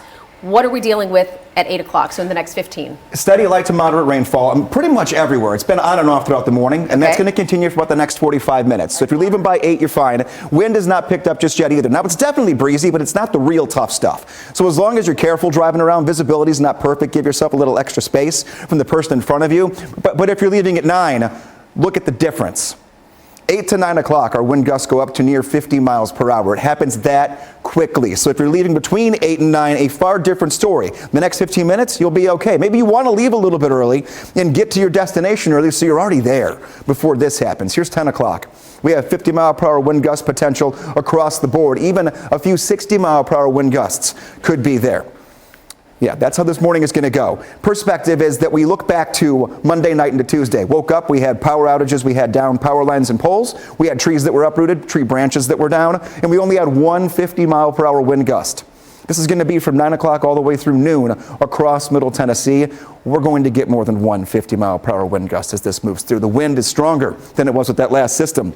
Tree branches down, and if you've got an old roof, you might actually end up having some shingles. It's that kind of a thing that get plucked off. So just be very mindful. Have everything inside. You have a little bit of extra time in about 15, 20 minutes until, I know it's raining, but until your patio furniture starts going down the entire block. Your garbage cans are gone. Don't be playing the scavenger hunt later, because this is a very strong wind event moving in. We're going to keep our eyes on power outages, flight times, just on the ground times. 58 degrees today, 41 tomorrow. This knocks our temperature down significantly. Let's make it through the morning and afternoon. I can promise you this, by dinner time, we're done with the rain and the wind begins to die down. This is not an all-day overnight event. Most of it happens this morning. Steer clear traffic out there for you this morning. Let's get out to I-40 near Charlotte Pike. This is over in the Bellevue area, really West Nashville at this point as you make that drive in, but it does affect everybody driving in from Bellevue, from Kingston Springs, Dixon. This is all part of your drive. Lights on full and the rain is falling. So just know that before you get out there. Go ahead and add an extra 10 to 15 minutes no matter where you're going because of that rainfall along with the congestion out there on the road this time of the morning. We also are dealing with a slow go coming down from the north side there from Sumter County, Hendersonville, Gallatin. This is all part of your drive. Slow go down Vietnam Veterans Boulevard. Again, that rain causing trouble. No major crashes right now that we've seen out there in the interstate, but with rain like this, that can change and probably will. We are keeping an eye on it.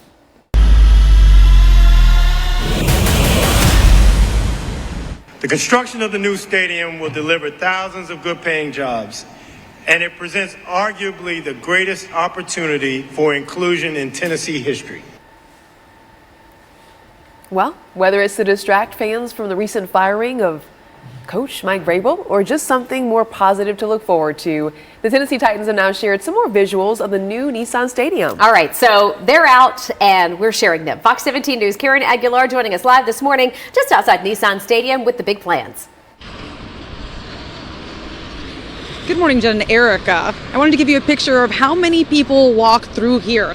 Thousands, around almost 70,000 people walk by these gates, get the tickets at the ticket counter. And another thing I want you to notice is that at the top of this dome, it is open. So they'll walk through the ticket booth, go inside, and sometimes they get rained on, which has caused a lot of cancellations. Now, the new visuals show that this will be an enclosed stadium, which will allow more concerts to be held in there, not just the Tennessee Titans playing. It's very, very important to not just fans, but to Nashvillians who just want to come and see a good show and see some sports. So one of the members of the design team still has a lot of questions to answer before that design can be completed and the stadium opens up. So I want you to hear what he has in mind in terms of things that need to be sorted out when it comes to things that he's going to make in this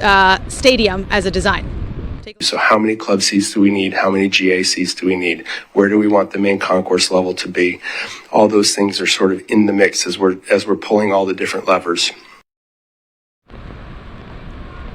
So they still have a lot of levers to be pulled, as you can just hear. So I just want to give you an update as to when that stadium will be finished. It will be in the spring, later in 2027, and the first event that will be held is WrestleMania, which is huge and will bring thousands of people to Nashville. So this is good all around, really. Reporting live from Nashville, Karen Aguilar, Fox 17 News, your Code Red station. I don't think it's a safe environment.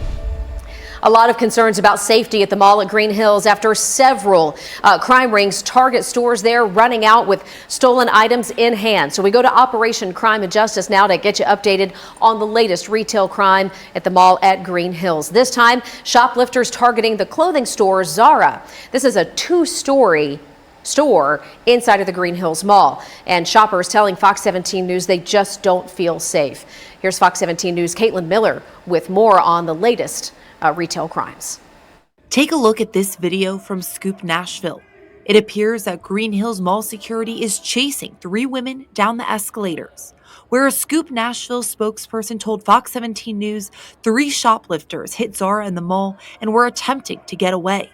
Julie Rudder says she lives and shops in Green Hills all the time. It makes me nervous. I don't carry my purse into the mall anymore. I'll just put my cards in my pocket, and I was keeping my phone in my back pocket, but then I heard that people were stealing phones, so I stopped doing that. Another shopper, Adam Dukley, says he and his friends used to hang out at the mall a lot, but now he's concerned.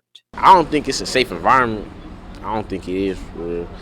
I think a lot of kids, they might not even want to go to the mall. A lot of parents, they might not want to bring their kids to the mall. Fox 17 News reached out to Green Hills Mall about this incident and security, but they say they can't comment at this time because Metro Police are investigating. We also reached out to Councilwoman Sandy Ewing representing this district to see if they will do anything to add security, but we have not heard back yet.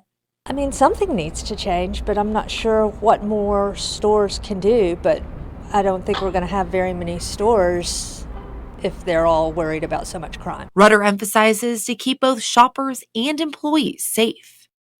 You think about cities like Seattle or San Francisco, where some stores have stopped operating altogether. They've completely shut down because of crime, and certainly don't want to see that have to happen here. Fox 17 News will continue working to get updates from Metro Police and local leaders as more information comes in. Right now, Fox 17 News continuing our Code Red weather alert, showing you a live look over in Clarksville where the rain is coming down. And listen, we know that this is going to include some gusty winds. We're talking up to 60 miles per hour. How that could impact your Friday evening commute. Stay with us. High school hoops.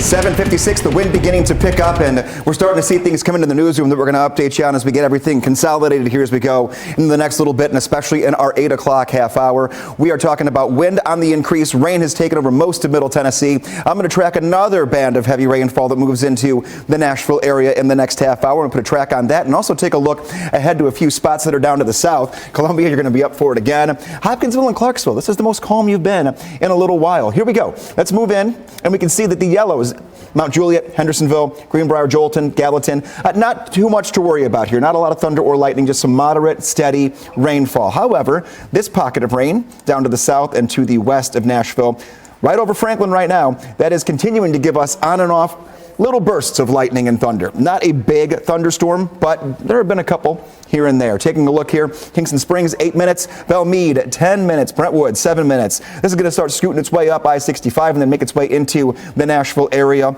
in about 15 to 20 minutes. I want to look at future track very quickly and show you where this rain is going to go and when the main band gets here. This is not the main rain event. This is before the main rain event gets here. Now, it's going to be a lot shorter, the main event itself. Take a look here by 9 o'clock. Do you see how everything gets more organized and we go from these little pop-up clusters to a straight line? This is when the wind begins to get stronger. The wind comes with the rain. 9 o'clock taking us into 11 o'clock and then 12 o'clock. So this begins 9 a.m. and then ends around 1 p.m. That is our threshold for our strongest wind, when we could have gusts up to 50 miles per hour, and when the majority of our heaviest rainfall that could have embedded thunderstorms with it will track through the area.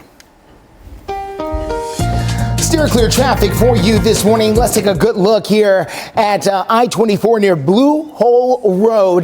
This is over in the Antioch area, and we do have a disabled vehicle there on the shoulder, causing a bit of a slowdown as you make that drive in. So heads up there for you. So if you're trying to get that drive, make sure that you want to try to use perhaps Antioch Pike, perhaps Murfreesboro Road. That's going to be your best bet to steer clear in that area. Here's 65 at Trinity Lane on the north side. It typically looks like this, whether it's wet or dry, so you can always use Ellington Parkway if you're coming in from the north side. Justin, thank you. It is 7:59 right now. Let's head over to we're pulling up an email right now because what we're doing is trying to get you information about some breaking news just coming in, and that is regarding trees. Not trees, but lines that are down. Power lines reported down coming in from dispatch. So we're going to work to get that for you coming up in our 8 o'clock hour. In the meantime, if we want to head over to the website, fox17.com, we can show you what's trending right now. Over on the right side, you'll see the #1 story is that of a Tennessee teenager who is now battling a potentially life-threatening and rare infection. And it all started because she didn't feel great around Christmas. She was dizzy, felt fatigued, and so they took her in to get her checked out, and it turns out she has a rare bacterial infection, but she's a fighter. So this is also a story of her recovery efforts. You can read it anytime at fox17.com. Right now, though, in your community, a story that we've been asking y'all, have you taken down your Christmas decorations? You might want to go ahead and do that, especially with the wind. Not a good situation at all. Yeah, if you're not alone, don't worry, some folks are joining you, and you may be looking for ways to go ahead and get rid of your Christmas tree. Sure, if you need to do that, the Nashville Department of Transportation has teamed up with Metro Nashville Parks and Rec to offer Davidson County neighbors, anyhow, an environmentally friendly way to get rid of those live trees. So it is a recycling program, and we're focusing specifically here in Nashville. Yeah, we have a few drop-off locations right here on your screen. Just make sure all your decorations are taken off the tree before you drop it off. Artificial trees not accepted, and you do want to have until February 13th to make that happen. You're watching Fox 17 News This Morning, your Code Red station. And right now we are following breaking news in our Code Red weather alert. We have power outages now being reported across the mid-state. Also reports of power lines being down in some parts of Nashville. A live look into downtown, and it looks bad. And our Code Red meteorologist Greg Bobus is here to track it all for us to let us know what's coming next. Steer clear traffic. New crash we picked up on Briley Parkway close to Lebanon Pike. We're going to tell you about the impact it's going to have. With the cold weather coming and potential snow, how the Tennessee Department of Transportation is preparing to keep you all safe. Very busy morning. Hey, thanks for waking up with us here on a Friday morning for Fox 17 News. I'm Erica Glover. And I'm Jennifer Waddell. Glad to be your live local news team, always here for you through 9 a.m. And this is going to be a key time of the morning when we watch this code red weather alert go into full effect, because Greg Bobus is here to tell us that the storm heading our way is picking up intensity. We're reaching that point in the morning where in the next hour to 2 hours will be pivotal when it comes to power outages and to just the impact to getting out the door and trying to be safe. Wind is picking up as we speak, so that is our next weather maker. We're talking about this continuing to be a story for us through about mid-afternoon. Gusty wind going to move in. If you think back to Monday night into Tuesday, we had wind gusts. Our strongest wind gust was 53 miles per hour at the airport. Everything else was lower than that. Today, everyone has the chance to see a wind gust up to 50 miles per hour. That's how much stronger this system is. Blue shaded boxes, or maybe that teal color if you want to go so there. 60 mile per hour wind gusts, high wind warning. Now, that doesn't mean that every single wind gust will be that strong, but they could be up to that as the system moves through. All of Middle Tennessee, up to 55 mile per hour wind gusts that are moving in. And the wind has been fluctuating throughout the morning. This does not do it justice. This picks up new data every wind gust that we get over a certain threshold. I'm going to show you what the actual wind gusts are going to be as far as the forecast is concerned. Within an hour from now, we're going to see up to 50 mile per hour wind gusts that pick up in our westernmost counties and then start to move into the heart of Middle Tennessee. Everyone has the possibility of hitting 50 miles per hour later on today. Doesn't mean everyone's going to, but that's going to be strong wind no matter which way you look at it. Whether you have a 40 mile per hour wind gust or 50, it's blowing things around, and we're already talking about power outages. The strong wind hasn't even really gotten here yet for most of us. Here's 10 p.m. Nashville. Up near 50 mile per hour wind gusts are possible. Look at the Cumberland Plateau right here. 11 a.m. Higher elevations could end up seeing wind gusts that might skirt the 60 mile per hour mark. The good news is, if you can get through this portion of the day and make it through noon, wind gusts die down from west to east. By dinner time, the wind is manageable. The rain is out of here, the thunder and lightning are gone, and we can take a little breath here going into the weekend. Then we start gearing up for cold weather. Here's a look at your 7-day forecast. And when I mean cold weather, we have 3 code red days in the forecast, all for different reasons. Today is the wind and that punch it could give us here when it comes to just any damage or any power outages. 58 degrees. First round of cold for your weekend. 41 on Saturday, 32 on Sunday. Snow possible on Monday, and an Arctic blast moves in Monday night into Tuesday. Very cold to wake up Tuesday. Steer clear traffic out there for you this morning. Let's get to Briley Parkway near Lebanon Pike. There in the Donaldson area, we are dealing with a crash up against the wall that is forcing all the traffic to move over just a little bit. It is causing some minor delays, but you can get by. We got an ambulance on the scene. The fire department is there as well. There is not really a great way to steer clear, but you really don't need one. You just need to slow down, give yourself an extra few minutes. Be mindful of the merge. This is where you can get yourself in trouble, right here. Be mindful of the merge. Get over, give yourself space, slow down, and you'll be fine. Overall drive times. Murfreesboro into downtown in 57 minutes. Really not that bad of a time. Mount Juliet coming in at 33 minutes. Hendersonville at 32 minutes. Justin, thanks. This morning, TDOT is busy, and they're also wanting to let everybody know that they are prepared right now to take on the winter weather coming to the mid-state as we look ahead to Sunday into Monday and Tuesday. Fox 17 News reporter Peyton Muse joining us live out by TDOT to tell us what they're doing now to be ready then. That's right, Jen. So they are preparing for the weather. As you can see right now, it is getting a little bit windy, but they're preparing for the coming days with the potential snowfall that we're going to experience and possibly ice. And actually, since TDOT's the headquarters is right here, a little bit further down, you can't see it from here, but they have the snowplow trucks. They have the domes that's filled with the salt, and TDOT is ensuring that the roads are free of ice and snow. They say the roads are their number one priority, making sure that we're all safe, those who are driving, and getting ready for the cold weather as the temperatures are expected to drop very low, and drivers and motorists' safety is their top priority.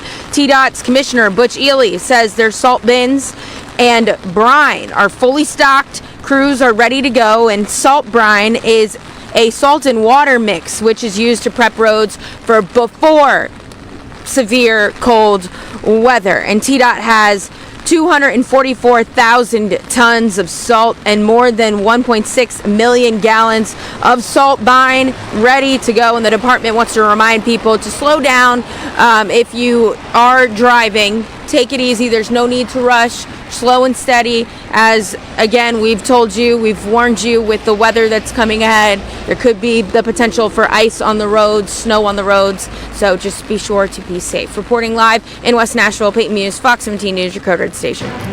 Peyton, thank you. A lot happening, and regarding breaking news, we're also talking about how the winds are starting to become really gusty this morning. We saw that out there with Peyton. Yeah. So now we're seeing some power line issues already. Yeah, so we do have this news coming in right now from dispatch, and what we've done is pulled up a Google map view so that you can see the neighborhood in question. This is Owendale Drive in Antioch. This is where we do have reports coming in from dispatch of lines being down in this neighborhood. And as we say that, I have NES pulled up. So I've got the Nashville Electric Service power outage map, and their power outage map does line up with a power outage in this area. Yeah, so this is 554 Owendale Drive. If you're familiar with this area, this is where we're getting reports of wires already down. Yeah, and again, the NES power outage map does kind of back that up to confirm an outage in the area. So we'll monitor this for you. And folks, I hate to say this, but it looks like things are probably going to get worse today before they get better. Be prepared now for power outages. The ground is saturated. We've got heavy rain, and when the high winds move in, it's very easy for trees to uproot, for these lines to snap, and wires to go down. Have your phone charged, have the backup batteries, the flashlights, whatever you might need to get through today, potentially without power. Well, coming up right here on Fox 17 News this morning, there are some reports out there that the Titans will begin the quest for finding their new head coach with interviews lined up for today. We're going to tell you some of the names they'll be speaking with. We track severe weather. 8:10 is the time here on this Friday morning. So, Tennessee Titans, we've been reporting all week. They're trying to find their next head coach. There's at least 8 names out there of candidates they are looking at, and they could begin interviews as soon as today, according to several reports. Here's a couple of the names that the Titans could be talking to over the next few days. Let's talk about Mike Kafka. He is the current offensive coordinator for the New York Giants. He also coached several years with Patrick Mahomes and the Kansas City Chiefs under Andy Reid. By the way, if the name sounds familiar, he did play 4 seasons as an NFL quarterback, most notably with the Philadelphia Eagles. So he is a name out there that the Titans are thinking about trying to talk to. Now, here's another hot name that not only the Titans, but several other teams want to speak with, and that is Ben Johnson. He is the current offensive coordinator for the Detroit Lions. He also coached with the Miami Dolphins, where he coached Ryan Tannehill, by the way, as a quarterback coach years ago. He also coached with Boston College. He did not play in the National Football League. Now, why do I take time to mention that? That is because since 1990, every single Titans Oilers head coach has played in the NFL, every single one. We'll see if that trend continues with their next hire. 8:11 our time, and taking a look at your radar right now. We're going to track a few things happening for you because lightning becoming more and more prevalent. How do I know that? Our entire building just shook about 2 minutes ago. Lightning and thunder beginning to move in, and some heavier rainfall absolutely coming with it. So let's take a look at where some of that is at and where it is headed. We'll put a track on this, and moving into Nashville as we speak. As I said, we're just a little north of Nashville, and that is exactly where all of this is moving. Heavier rainfall, embedded thunder and lightning with this. It's not a severe thunderstorm, but it could be loud, and it could rumble the ground a little bit here at times. Taking a look down toward Columbia, in about 8 to 10 minutes, we're going to get a nice soaking of some rain. This absolutely has some lightning and thunder with it as well. This is not the main event of what we're getting. In Charlotte, you're right over it.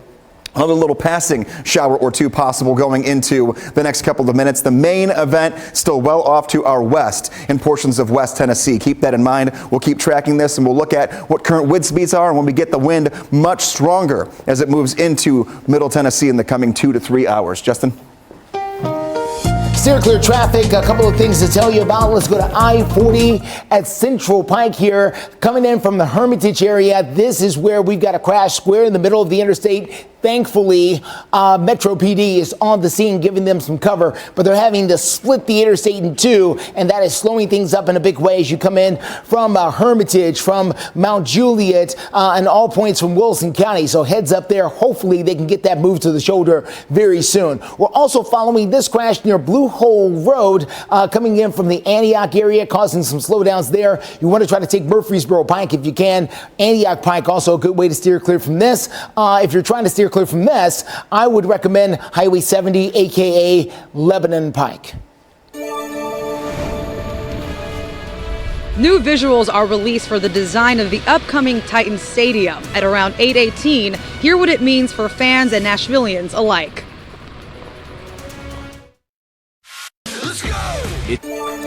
Good morning and welcome back to Fox 17 News this morning. It is 8:16 and we're taking a look right now at the current NES power outage map. Mentioned just a moment ago that we did have lines reported down from dispatch in Antioch, just off of Owendale Drive. That is where we have one power outage reported right now.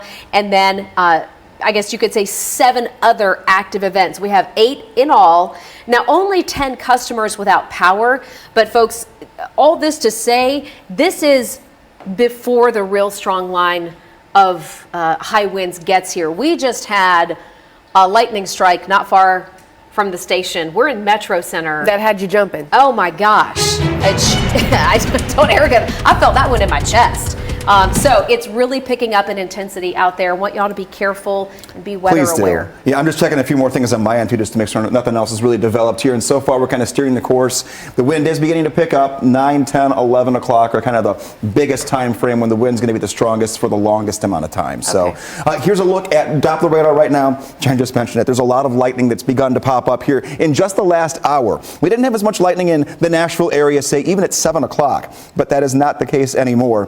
Taking a look here, we have wind speeds that are going to continue to pick up. We have visibility that is reduced to just a few miles out there. I'm going to track where we have some rain right now. It is right over the heart of Nashville. It's over Gallatin. We've got some rain moving toward Clarksville and Hopkinsville. Columbia, it's right over you. All the places that we just called out before, the rain has moved in and will move out in the next half hour. So we're going to keep tracking this for you throughout the morning, but I want to get to the wind. This is going to continue to be more and more of an issue throughout the rest of this morning. Taking a look, future wind taking us into the rest of this morning and into the afternoon. We are going to have wind speeds on your screen right there that will easily be 50 miles per hour plus throughout this morning into early afternoon.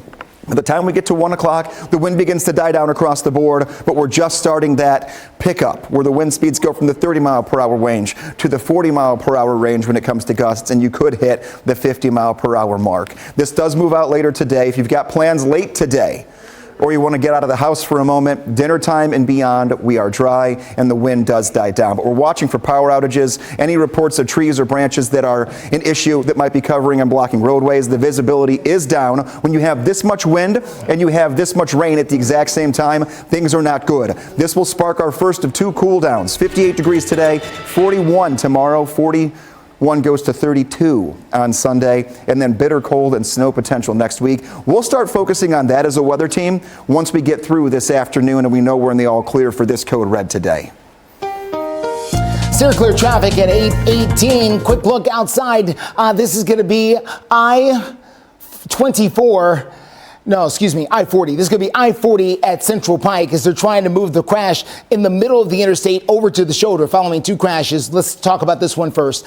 I-40 at Central Pike, they've split the interstate in 2 while they were trying to deal with this crash. Looks like they're trying to get it over to the shoulder right now so you can get by. I would suggest trying to use Lebanon Pike is a good way to steer clear if you're coming in from Hermitage, Mount Juliet, and places in Wilson County. The other crash we're following is this one. This is I-24. This is Blue Hole Road. As you make that drive in, the crash is here on the shoulder, forcing everyone to get over a little bit. You want to take Antioch Pike or Murfreesboro Road as the best way to steer clear from there.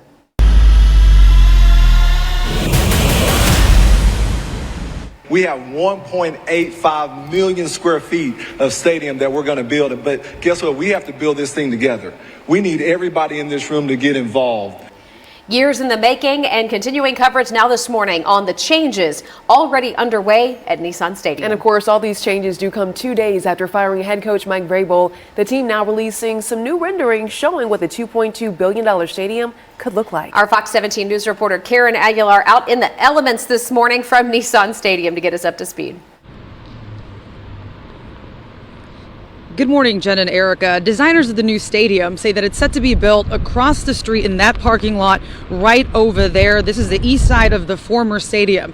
What's more is that when it rains so heavily like this, the stadium is actually going to be enclosed. For many of you who may be sports fans, you may know that the stadium is wide open, and that presents a problem for when there are sports events.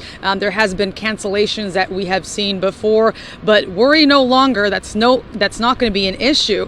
Furthermore, part of the design entails that this dome is not just going to be for the Tennessee Titans, but it's also going to be home to events like concerts.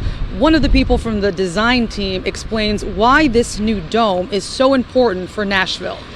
It is quite a big deal. You guys are sitting on top of right now a really great design that I think will shine.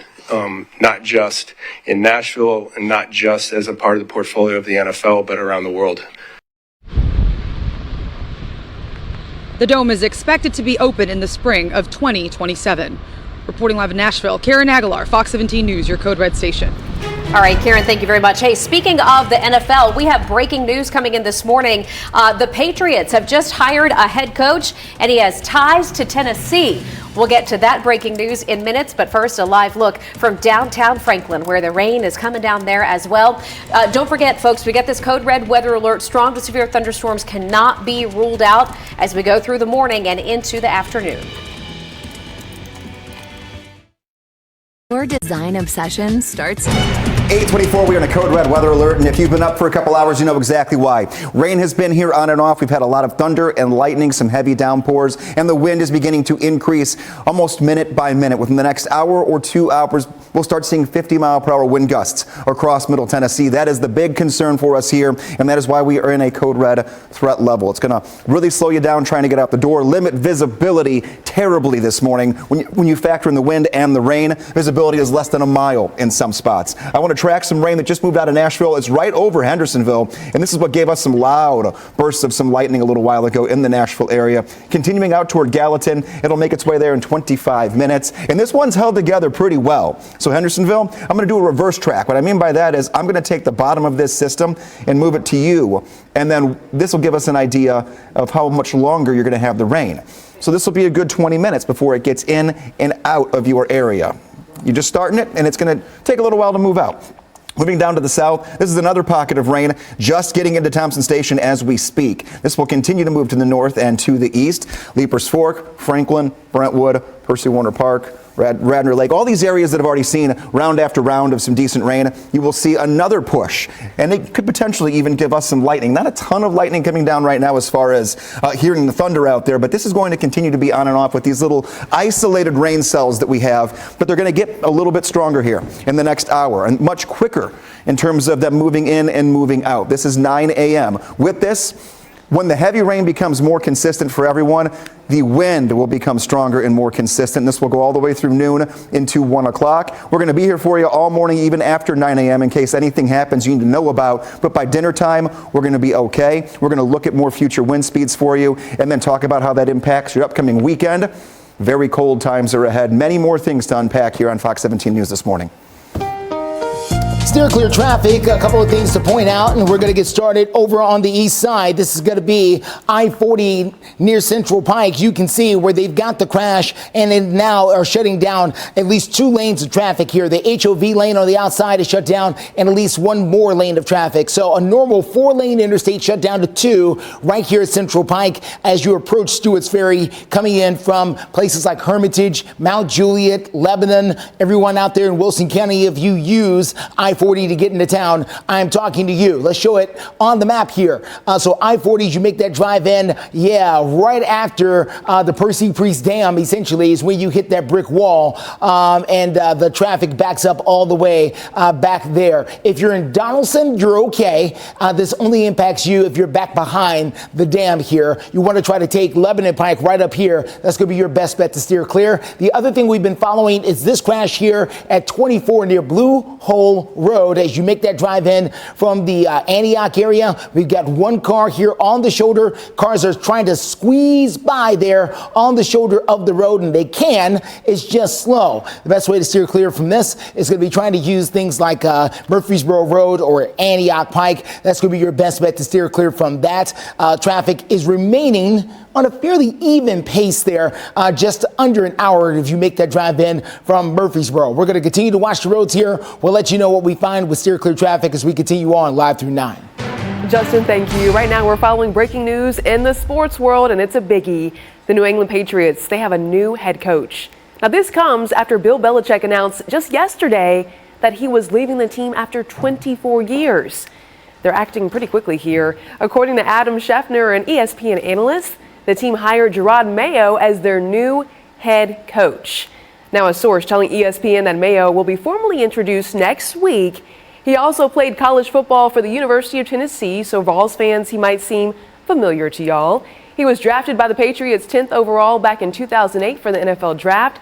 This is a story that is certainly going to be trending over on Fox17.com. TDOT says they're prepared for Monday's potential snow. What they're doing to keep you all safe on the roads. Diabetes can serve a... You're watching Fox 17 News This Morning, your Code Red station.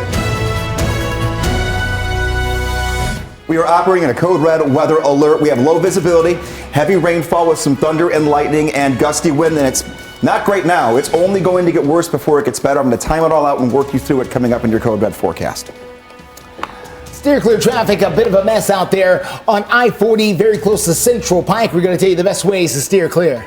Thank you so much for waking up with us here on a Friday morning for Fox 17 News. I'm Erica Glover. And I'm Jennifer Waddell. We've always got you covered live through 9 a.m. And we continue our Code Red weather alert into this half hour with the latest breaking news updates from our Code Red meteorologist, Greg Bobus. We have been nonstop here this morning since about 2 o'clock in the morning when our first light rain showers popped up on the radar, and we have been seeing rain on and off in droves since then. And believe it or not, all the rain, thunder, and lightning that you've experienced in the last 2 hours, this is not the main event. This is ahead of a push of rain that's going to only last about an hour when it moves through. But it'll be a line of showers and thunderstorms that will bring in very gusty wind from west to east. It's already picking up a little bit here, but the bulk of our stronger wind gusts is going to be over the course of the next 4 hours, starting in our westernmost counties. Taking a look right now, I'm going to put a track on 2 more bands of rain that have popped up. This has been the case this morning for everyone, but we have had really quick flare-ups of rain where we've gone from light rainfall to these pockets of look over Franklin. There's a little area of purple that is with this now. That means very heavy rainfall, and all of these have been giving us some lightning produced with it as well. Nolensville in 10 minutes, Brentwood 21 minutes, Antioch roughly a half hour. I want to look at one thing very quickly here while we're working through this process together as we track all this weather throughout the morning. I want to look at any potential hail out there. So you start seeing the purples, okay, good. No hail with this out in the Franklin area. It's just very heavy rainfall to wake up to. Hendersonville and Gallatin, splitting that area right now. The Avondale area, we're seeing some lightning. We're hearing some thunder out there, and we've got some decent rainfall coming down there as well. Right over Gallatin, take a look where you have the lightning here. This is going to continue to pull toward the north and the east away from you guys, so it won't last all that much longer. Taking a look at the entire viewing area, you go down Lawrenceburg through Linden, and this is going to pull up toward the Mount Pleasant area and move its way toward Columbia and continue to move toward the north and the east. We'll put a track on that. Columbia, I've been calling you out all morning for these bands of small, short-lived bursts of rain that's going to continue. Now, I said this is not the main event. Let's change radar products and take a look at the bigger picture. See this line we've got off to the west, right around Jackson, Tennessee? I'm going to do a little circle here, this entire line, or just put a straight line through it for you here. So the warnings we've got down here toward the Columbus area, if you get down well south of us, that's moving to our direction. When that gets here, the wind picks up significantly and very quickly. What does this mean? We have a wind advisory in effect for all of Middle Tennessee until midnight tonight. The teal color is a high wind warning in effect until midnight tonight. This means that the wind is going to be gusting at times between 50 miles per hour and 55 miles per hour in Middle Tennessee and up to 60 miles per hour in portions of southern Kentucky. We'll look at the future progression of the wind coming up in the next check of your Code Red forecast. Right now, we've been seeing some issues in steer clear traffic, and Justin, I wouldn't be surprised if a lot of this might be that weather-related situation. Well, it's hard to know, but let's take a look at what we're dealing with right now as our cameras are frozen up on us a little bit. This is going to be I-48, very close to Central Pike as you make that drive in from the east side of town. You can see one car disabled there on the shoulder, but that's not the main focus. The main focus was an accident square in the middle of the interstate a short time ago, and crews have been there working on it ever since to try to get it out of the way. You want to try to take the Lebanon Pike area. Lebanon Pike is going to be your best bet to steer clear. If you are in front of the Percy Priest Dam over here, you're good. Over in the Donaldson area, it's back behind it here is where the stop and go is. That's where you want to jump on Lebanon Pike. It's the best way to steer clear. Let's take a quick look over in Antioch. We continue to deal with this crash near Blue Hole Road. Truck here on the shoulder causing some minor delays. You can use Antioch Pike to steer clear. Justin, thank you. At 8:35 right now, as Greg has been mentioning all morning, not only are we going to get through this first round of storms today into tomorrow, but we're also getting ready for a very cold snap with snow coming in the next several days. And so we've got TDOT getting ready to brace for that. Oh man, they're busy. Fox 17 News' Peyton Muse joining us live in Nashville with much more on all of their efforts. Good morning, Peyton.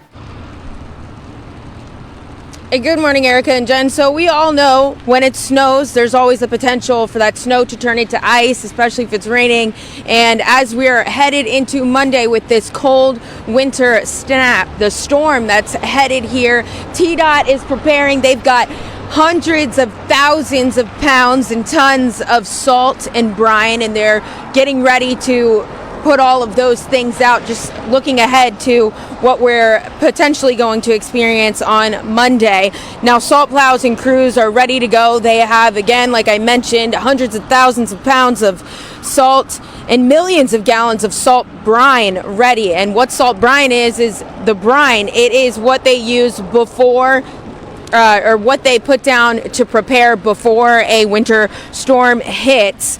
And TDOT says that their winter budget sits at more than $26 million, which includes overtime for crews and maintaining equipment. And TDOT says when weather like this hits, Tennessee crews are focused on clearing interstates and popular state routes, especially where there are things like hills and ramps and bridges, where those areas tend to have they tend to freeze over, and those areas need to be safe, especially for people that are driving. And TDOT also wants to remind people to be safe if you do decide to drive and you're on the roads. Slow down, especially in the snowy and potentially icy conditions that we may experience on Monday. Reporting live in Nashville, Peyton Muse, Fox 17 News, your Code Red station. Peyton, thank you very much. Keeping you updated in all of the impacts of this Code Red weather alert, and we're already seeing them. Currently, Nashville Electric Service, that's NES, they're working 10 different active power outages across the mid-state. We do expect that number to go up as the main line moves through. We track it all for you live through 9. I did tell him that if this 8:41 is the time in Operation Crime and Justice. A Rutherford County stable owner accused of inappropriate behavior with minors and animal cruelty is in court this morning.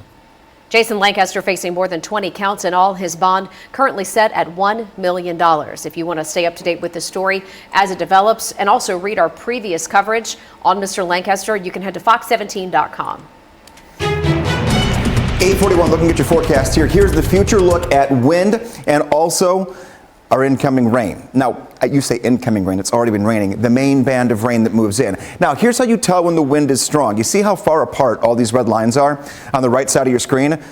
The more distance between those red lines from one to the next means the wind's not as strong. When you start getting them this close together, we're rocking when it comes to wind speeds and wind gusts. And here's the progression. 9 o'clock taking us to 10 o'clock. Look at how close this is. We're talking just west of the Nashville area by 10 o'clock. 10 o'clock goes to 11, tracks right over. The heaviest wind and rain moves through at that exact time and then continues to track toward the Cumberland Plateau 11 o'clock into noon and makes its way out of here by 2 p.m. 6 hours worth of 50-mile-per-hour wind from our western counties all the way out and exiting the Cumberland Plateau.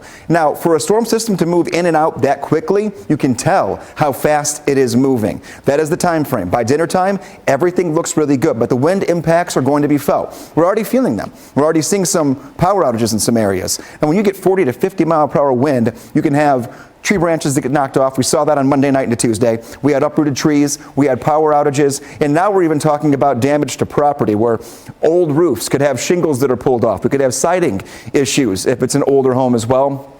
And also, anything that's not strapped down now, it's going to be flying down the entire block in about an hour.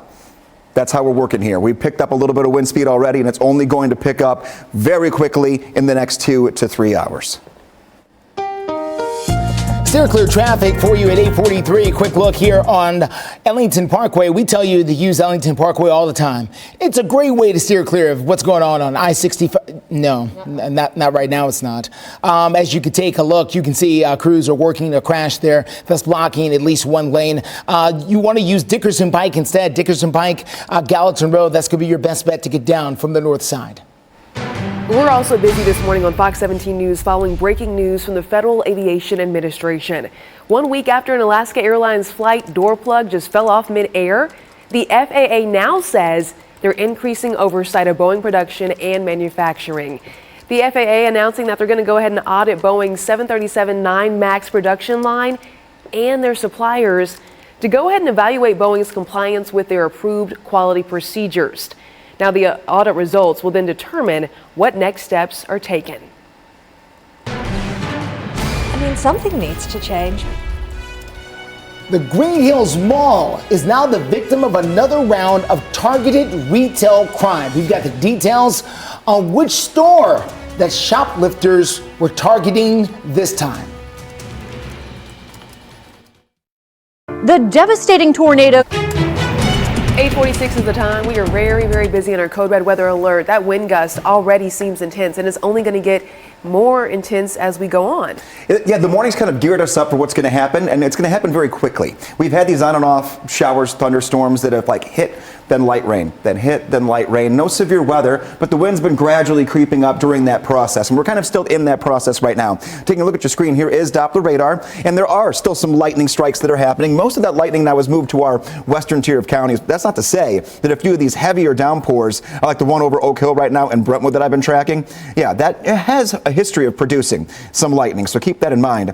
Areas like Donaldson, Berry Hill, Nashville, we're going to see this pick up again. You're going to get about your 6th round of heavy rainfall that will last about 20 minutes. That's going to track in about 15 minutes from right now. We do have our lightning indicator turned on. In this specific camera view that I have, we have had no lightning in the last 15 minutes, so that's at least a good story there. Moving off toward the west, much steadier in the rainfall department. Camden through Lobelville, you get out towards Centerville, Linden, Hohenwald. These are all areas we've been calling out all morning long for the rain that has been moving. Here's how things have changed throughout this morning, setting the stage for you. When we first started on air at 4 o'clock in the morning, we had everything moving from the left side of your screen to the right side of your screen. So we didn't have much of a wind direction change, but now a front's moving in and it's kicking up the wind out of the south. When that happens and you have the wind coming from one direction from one system and wind coming from another direction, you can get these very strong wind gusts, and that's what's going to happen as everything moves from one side of the screen to the other. So let's take a look at that progression. First of all, take a look. Where's it at? That's the visibility. We could barely even see downtown from our City View camera. This is telling us that the wind and rain combination has not helped us out whatsoever, and that's how we are going to continue to be until about 1 o'clock this afternoon. Taking a look at our future wind, it's very consistent and steady to what it looked like when I got in this morning around 2 o'clock. We can take a look. Wind speed's going to be up near 50 miles per hour going into 10 o'clock, 11 o'clock, and noon. So the next 4 hours are crucial when it comes to watching out for power outages and any potential property damage or tree damage from this wind as it moves in. We're going to be in the 50s today. After this, we are done with warmth. We're going to be in Much colder territory for your weekend. One last look at your 7-day forecast coming your way before we hit 9 o'clock. Steer clear traffic, a couple of things to tell you about. Let's get started here at Ellington Parkway. This is going to be at Ben Allen Road there on the north side. They've got one lane shut down while they deal with the crash that's going to slow you up there. You want to try to take Dickerson Pike or Gallatin Road as the best way to steer clear because Ellington Parkway, not the move right now. The other thing we're following is this crash coming in. No, that crash is clear. We need the other one. How about this one? Here we go. How about here? Here we go. This is going to be Church Street. Church Street as you try to make the merge on. Really, this is Charlotte. This is Charlotte as you try to make the merge on here onto I-40. They've got the on-ramp shut down because of a crash here in this area. So you have to backtrack and use Church Street in order to get onto I-40 because of this crash. We'll let you know if we learn anything more about it. I don't think it's a safe environment. We're hearing from shoppers at the mall at Green Hills who are concerned for their safety. In Operation Crime and Justice, yet another case of retail crime at Green Hills Mall. Yeah, this time it happened at the clothing store called Zara, and now some shoppers say they simply just do not feel safe. Here's Fox 17 News reporter Caitlin Miller with the latest on what's happened. Take a look at this video from Scoop Nashville. It appears that Green Hills Mall security is chasing 3 women down the escalators, where a Scoop Nashville spokesperson told Fox 17 News 3 shoplifters hit Zara in the mall and were attempting to get away. Julie Rutter says she lives and shops in Green Hills all the time. It makes me nervous. I don't carry my purse into the mall anymore. I'll just put my cards in my pocket, and I was keeping my phone in my back pocket, but then I heard that people were stealing phones, so I stopped doing that. Another shopper, Adam Dukley, says he and his friends used to hang out at the mall a lot, but now he's concerned. I don't think it's a safe environment. I don't think it is for real. I think a lot of kids, they might not even want to go to the mall. A lot of parents, they might not want to bring their kids to the mall. Fox 17 News reached out to Green Hills Mall about this incident and security, but they say they can't comment at this time because Metro Police are investigating. We also reached out to Councilwoman Sandy Ewing representing this district to see if they will do anything to add security, but we have not heard back yet. I mean, something needs to change, but I'm not sure what more stores can do, but I don't think we're going to have very many stores if they're all worried about so much crime. Rutter emphasizes to keep both shoppers and employees safe. That was Fox 17 News' Caitlin Miller reporting. We're going to work on getting updates from Metro Police and mall leadership as more information comes in. Taking a look here, we're still in a code red weather alert and everything picking up as we speak. The main event is right upon us, and I'm going to be on Facebook Live in about 20 minutes. But first, I'm going to give you one last look at your 7-day forecast. When the snow arrives at the end of the weekend, and also cold weather that pulls in. Many things to still break down for you before 9 o'clock. We track severe weather. Our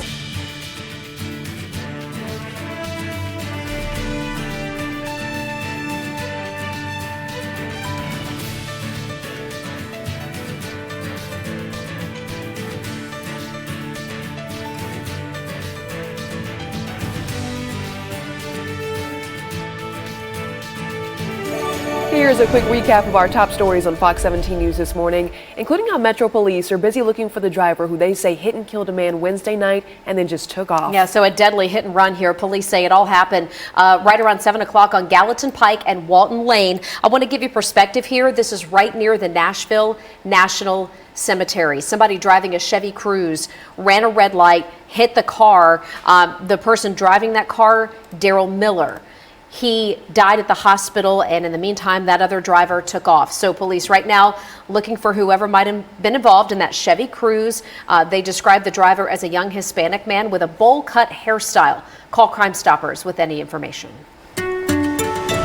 One final check of your forecast here. The wind beginning to pick up as we speak, and the main event of rain moves in between now and noon, and it's going to give us 50 mile per hour plus wind gusts across the board, or at least the potential of that. It's going to be windy no matter what way you look at it, but all of us have the chance to get that strong when it comes to the wind. The rain and the wind will all be out of here by dinner time, but the next 4 hours are going to be a little bit rough to get through. I'm going to go over on Facebook Live in about 10 minutes at 9:10 and talk in much more long form about what we're seeing and what we're going to go moving through the rest of this morning and this afternoon if you want to hop on on over there. Okay, and in the meantime, the other thing ticking up along with the wind are the cancellations at the airport. Yeah. 41 right now. Ooh. Call before you go. Here's today's America's Steals and Deals.